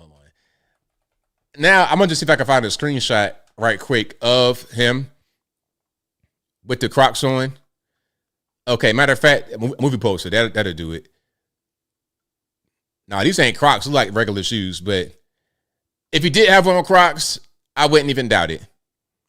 Okay, I wouldn't even. Oh, he did have on Crocs. Wait a minute. Okay, hold on. Because on the poster, he's not wearing Crocs. He's wearing like some regular athletic looking shoes. But in the screen grab of the video, he is wearing Crocs. Okay, hold on. So right here, you can see Luke Wilson, guy in the front, the main character. Oh, my man in the back, is that him? Wait a minute. Hold on. I think Luke Wilson was the guy in the front, right? Yeah, that's the guy in the front. But the other guy is wearing Crocs right here in the poster for the movie. Shout out Maya Rudolph. Did you know she was black, allegedly? Anyway. Now, here goes Luke Wilson with the Crocs on. You got Terry Crews on a four-wheeler type situation. And he is wearing Crocs. Now, you go to the airport, and you can see a guy wearing this exact same outfit on a plane. And then he gonna be on heroin, not and out. Narcan. I fight everybody on here. That was crazy. But anyway, shout out to Luke Wilson with the Crocs and Idiocracy. If you have not seen Idiocracy, please do so. Please do so. Just do it for me, if nobody else. All right. Let's keep going here. Thank you to where we at. Thank you to Patrick McAdams, who says, great content, insight, and analysis. Shout out from Virginia. ABL, always the real deal. Shout out VA. You already know. 2 up. Hold on. 2 up, 2 down. There we go. You see the V and the A. 2 up, 2 down. VA. Shout out to you. Thank you to Michael Guest, who says, correct ABL, high IQ is nothing without maturity, experience, and wisdom. There you go. You got to be able to use your high IQ appropriately. The guy who had shot Trump had a high IQ, didn't he? But see, he didn't use it appropriately, right? Thank you to Lenita, who says, Peggy, blink 3 times if you need help. Thank you to Ryan, who says, I got to drive my brother's Toyota Supra on Christmas. Why that car can giddy up. Hopefully Santa gets me one next Christmas. Hey, that Supra is something else. They're nice. I might get one of them in the future, but they're kind of small, aren't they? On the inside, or maybe I'm wrong. But yeah, they're beautiful cars, and they will get up and go for sure. I love them little sport cars. Any kind of sport car I'm able to fit in, I'm with it. You know, I almost got a Corvette, a Stingray. I came that close to getting a Stingray, but my bank would not finance it. I'm like, y'all hating on my purchase. Nah, I was trying to get it from CarMax or something. One of those places like that, but they wouldn't finance it because there were so many problems with it. I don't know if it was CarMax. It was one of these car places I was trying to get it from, and they had problems releasing the title. So we can't be doing that. So rather than the Stingray, I got my Mustang, and I love it. I love it. Wherever I go, everybody says, hey, man, nice car. Driving it is so fun. It's like playing with toys. Like you're 5 years old again. It's so fun. I love it. Shout out to the sport cars. Thank you to Keywan Lynette, who says ABL 100 miles an hour over or 100 plus miles an hour is still dangerous. Even if traffic is clear, you have to account for wildlife or debris on the road. Please be careful. Oh, yeah. I'm a very careful driver. Thank you for that. I appreciate you for your concern. Thank you to Marta Allen, who says RIP Adam the Woo. ABL keep being great. RIP to him. And thank you to Michael Crislow, who says those cookie jars are worth hundreds of dollars. I bet they are. People like those things, don't they? The ancient mamas and all of that. But yeah, shout out to you guys. We'll get to a few calls here. The number to call is 706-406-3287. Again, 706-406-3287. All right. And the number is always in the description box for you guys. And then the ticker right there. There we go. 706-406-3287. The phone lines are open. Let's get rocking and rolling. 860, you're on the line. Who am I speaking to? Hey, Anthony, it's FA Ranger Xbox, brother. How you doing? It's all good, man. What's happening? Hey, great show tonight. I just would like to just touch base on 2 things real quick and get off of here. All right. Aunt Jemima. I got such a case of the angers, let's say, over them dropping, the Indian off the butter, the Aunt Jemima off the syrup, but I kept my last bottle of Aunt Jemima syrup, and I purposely refill it with Mrs. Buttersworth, and I hope you executives are listening out there, because I had no problem with Aunt Jemima in my kitchen whatsoever. And that cookie jar is probably worth a lot of money, even though it's got a crack in it, because as a child I was born in 1960 at Portsmouth Naval Hospital. Actually, I was born at the Portsmouth housing because I was born at home, and then at the hospital I said, "Oh my God!" But yeah, Portsmouth, Virginia, small world, huh, ABL? You know what? My dad lived right there by the hospital in a place called Parkview. So it's like right where you were. My dad lived right there, like in walking distance of where you were born. I was born in 1960, so my dad may have even waved at your dad. Yeah, because my dad was in the Navy. He was in the Navy for 22 years, 12 years on the Iowa, there at Portsmouth. But anyway, the second thing that I want to discuss with you about, sir, I think you should make a short video about how to act with one of your local cops and hand them your portfolio for a ticket. That would be so awesome to see, especially in your Mustang. And, you know, you doing the, "Oh, shucks, I guess you caught me, officer," doing 100. And have him come back and say, "Well, since you were so nice, I decided to just let you have a nice day. Anthony, you have a great day." But think about that. That'd make a great video. Love the show. Bye, brother. Thanks for the call. Appreciate it. That would be a good show, though. That'd be a great show. And I already know the sheriff out here. I know a lot of cops out here. I could set that up. Yeah, I think that'd be a good one. All right. One thing about Aunt Jemima, though, what they did over the years, they improved her. People were when they canceled Aunt Jemima from the syrup bottle, they were saying that it was an offensive caricature of a black woman. But over the years, they improved her. When they first revealed her, it was real, like, you know, still pretty much slavery era what they looked like back then. But over the years, they gave her a better hairstyle. They improved it. It wasn't just so stereotypical. It looked like a regular black woman toward the end. But somehow that was still offensive. I didn't like that too much. I wanted them to keep that. I wanted them to keep that for sure, because it was the way it was supposed to be. Uncle Ben, same thing. He looked like my uncle, for real. Like my actual uncle, looked just like him. And it's not offensive to say that. He had on a suit, basically like a he looked nice, well put together. But they say that's offensive. It's so silly. It's so silly. And some may think that's a way for some to get past the past. Because when you have Aunt Jemima, Uncle Ben, you got to go back and look at what they looked like before. And you got to look into the origins of them. It keeps the history of black people alive. But since they try to cancel it, now that's a way to erase history. All in the name of progression, right? Burning the books. Anyway, who am I speaking to on the line? 734? Hello, caller. Can you hear me? Oh, yes. Can you hear me? I heard you well. Oh, it's Taisha from Michigan. My comment today was regarding the little young boys, the 7, 9, and 12. I think that was the right thing to do. They need to be scared.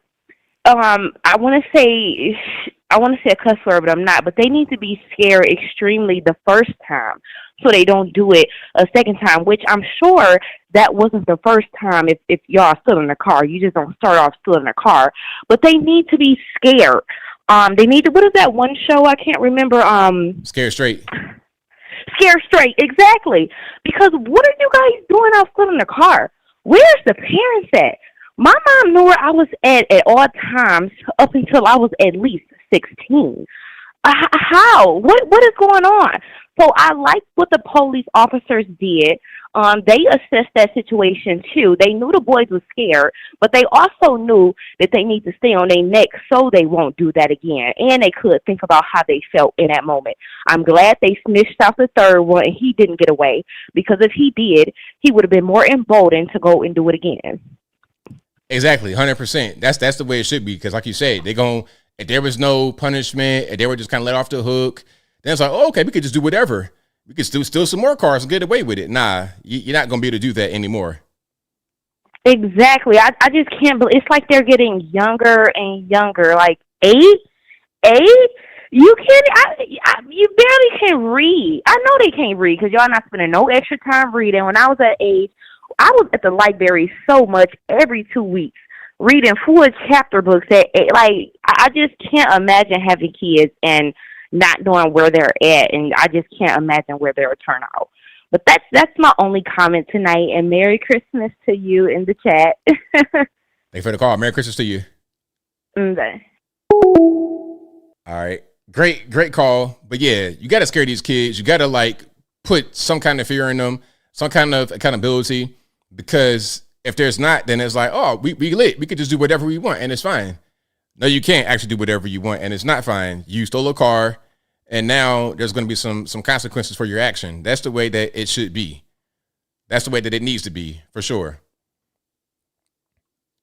But again, shout out to you guys again for rocking and rolling. The number to call is 706-406-3287. Again, 706-406-3287. All right. And shout out to everybody for rocking and rolling with me. Y'all know you guys are the best. And some may try to say people like that, like some of them kids, if they go to class, they're in school, they be part of the school to prison pipeline. I think not. They just got bad home lives. 304 to the line. Who am I speaking to? ABL, this is M-Dub, one of your other West Virginia correspondents here. How are you this fine holiday season? I'm doing well, man. How about yourself? Not too bad. I was listening to you on the way in. I couldn't see what the second video you had with the cops and the kids. I could hear the first one. That one sounded okay. Was that happen to be the two? Were they white kids like behind an air conditioning, and they were like pointing the gun at the cops and the parents? It was that. I don't know if they were white or Hispanic, but they were something like that in Mexico. Gotcha. Yeah, the other cop absolutely did a great job. You do want to try to kind of scare them straight, give that drill sergeant, drill instructor, snap to attention. Don't you dare look at me. You keep looking that way. You absolutely have to handle it that way. And you can't let them run over you.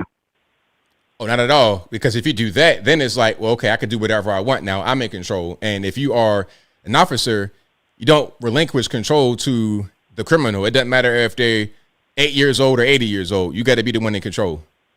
Absolutely. I also just wanted to see if you could shout out my aunt and my mom. They're over across in the other holler. I know they're listening. So, night, ladies. shout out to Auntie. Shout out to the mom. Hopefully you guys are watching and enjoying the show. Well, thank you, sir. You have a fine evening. Thank you for the call. Appreciate you. All right. Yeah. Shout out to you guys out there in the holler. Yes, indeed. Hopefully the weather is treating you well up there. And West by God, the best Virginia, West Virginia, you already know. You already know what it is. Yeah, I got some West Virginia beanies. I got in the mail. They're really nice. They got the West Virginia logo right there, and it's great. It's nice. Yeah, I might to sell some of those. I might have to get a meeting with them people and be like, hey man, come on, let's put some merchandise on the let's get some affiliate links going with some of that merch. But again, shout out to you guys. I appreciate y'all. The number to call is 706-406-3287. Again, 706-406-3287. That is the number to call. New Year's Eve, I might do New Year's Eve. If I don't go out on New Year's Eve, I'll probably do one. And New Year's, I try to stay home on New Year's Eve most of the time.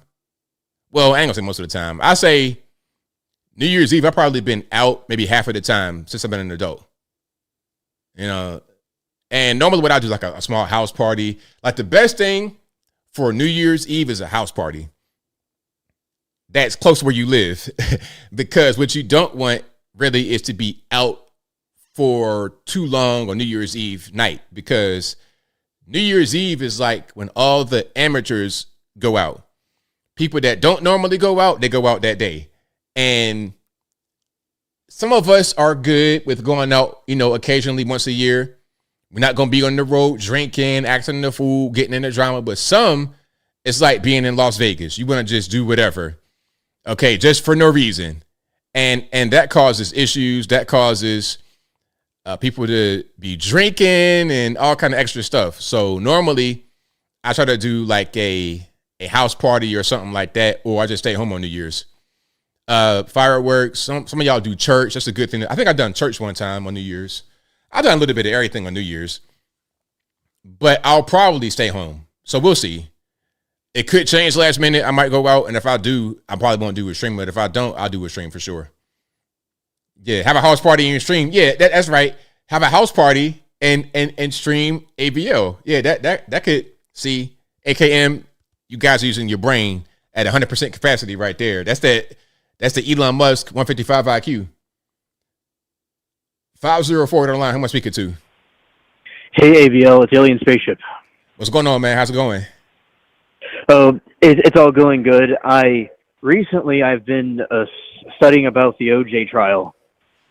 Oh, that's a good one. That right there, in my opinion, sparked what is today known as reality TV, because everything was televised. That was kind of new for us back then, because I watched it when it was happening. I was 10 years old. I never forget it. It was a cultural thing. School, we were talking about it at home. Families, friends. It was the talk of the nation. Hello? Yeah, I'm here. Can you hear me? Yeah, it may have cut off for a second. Okay. Okay, so you liked it, and it was a talk of the school and all? Yeah, it was really big. It was a cultural phenomenon.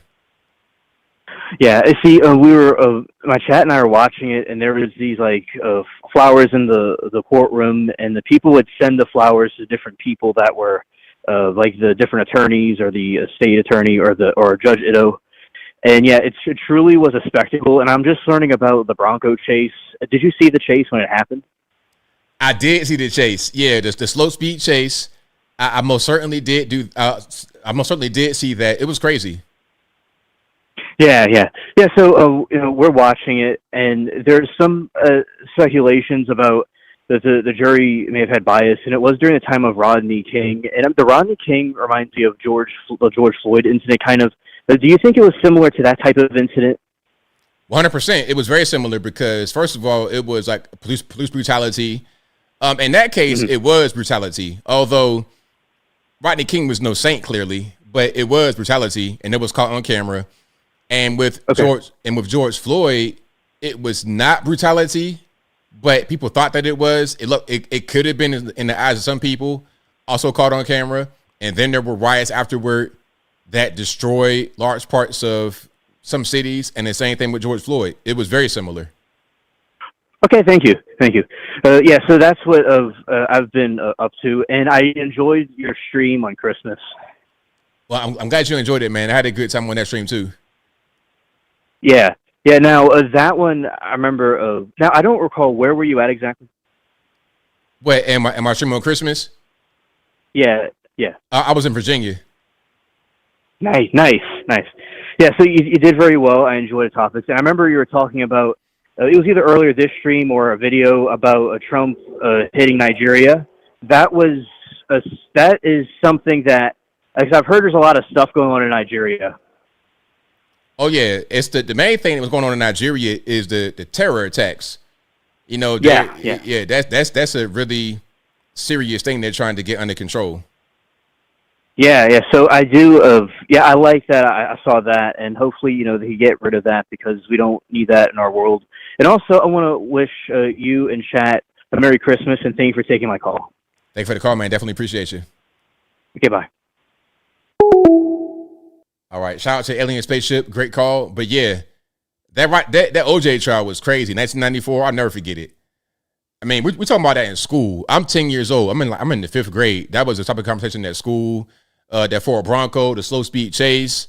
I remember all the names: Judge Lance Ito, Rob Kardashian, Kim Kardashian's father.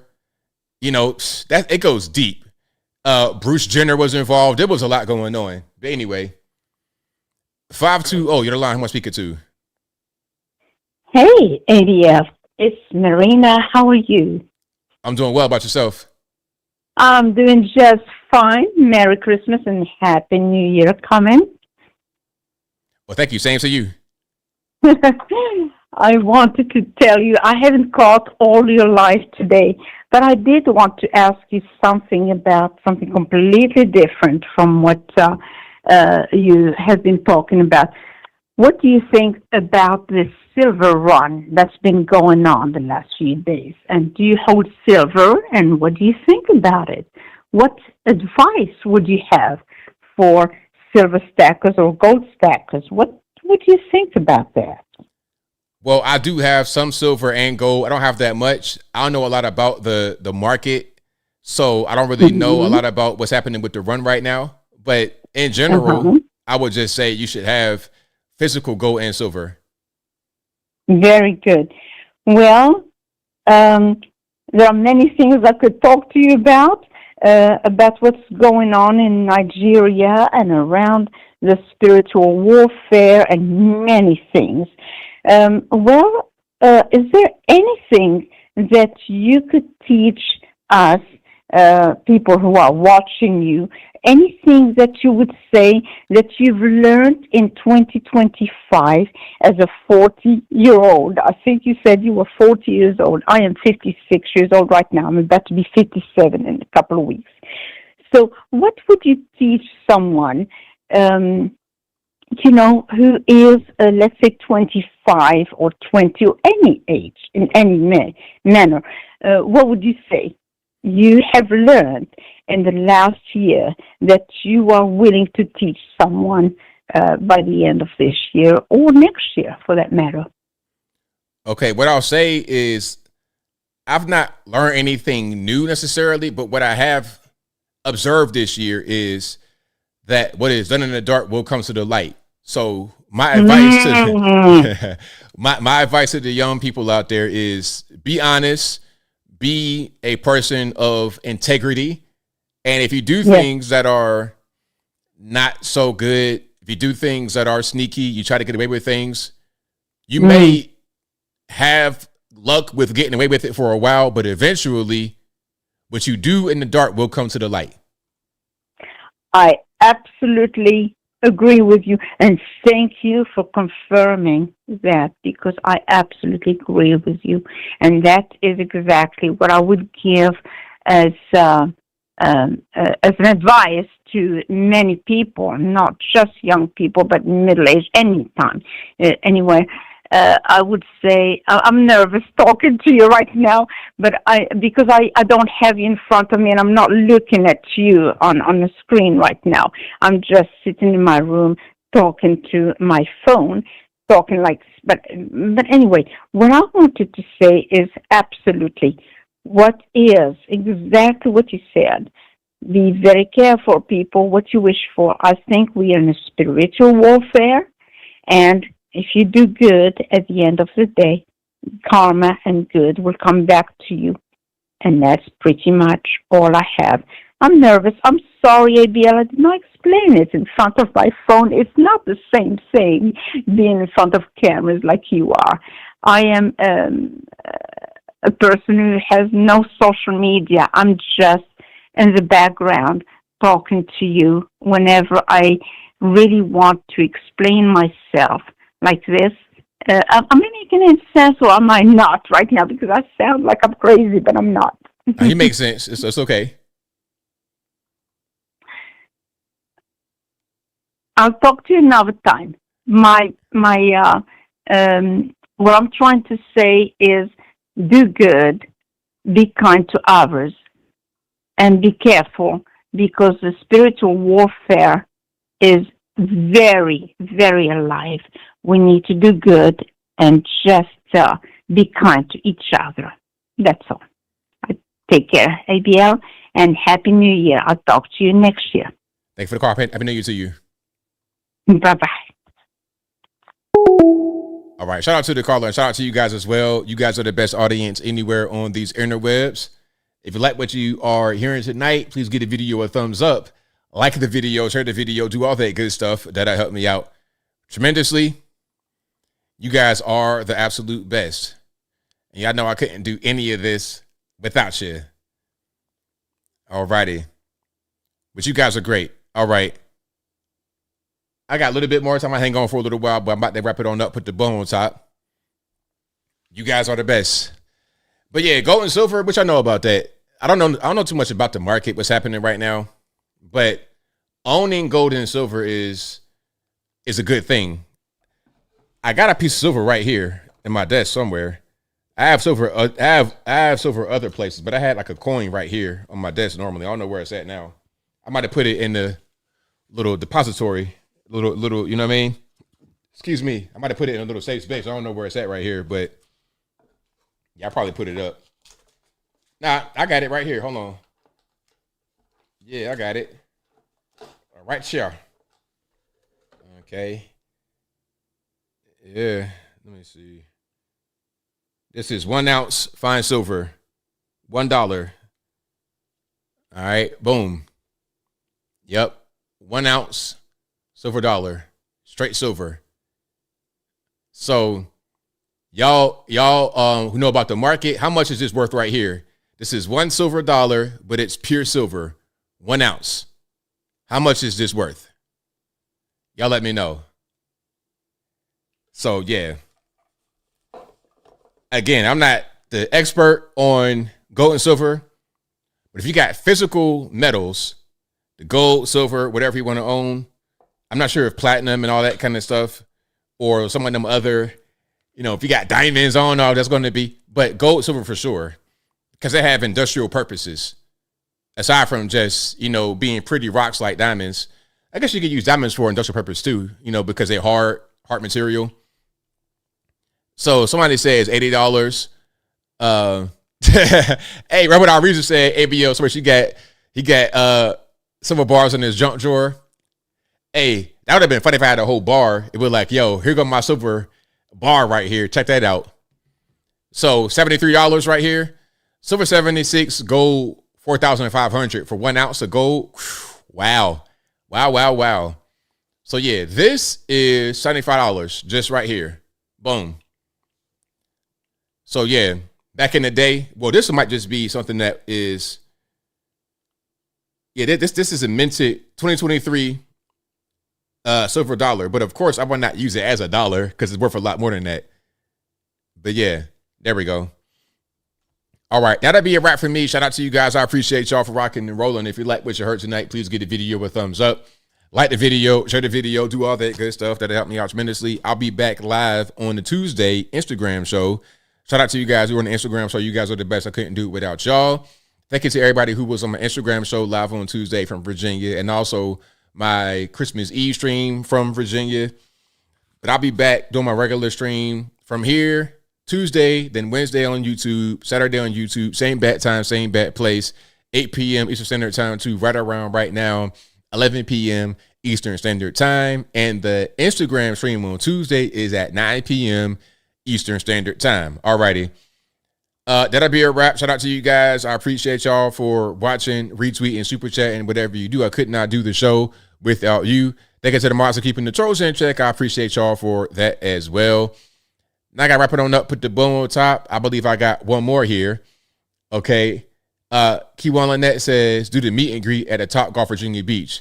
And I went past the Top Golf too. I forgot it was a Top Golf in Virginia Beach because I went to 264 to go down the beach. And I saw the big, now I'm like, oh, okay, I see the nets right there. I forgot we had a Top Golf.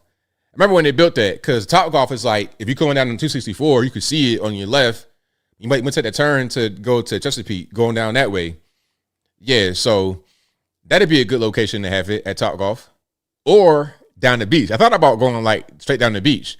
Okay, let's go to 28th Street and just meet right there on the actual sidewalk, on the boardwalk, pardon me.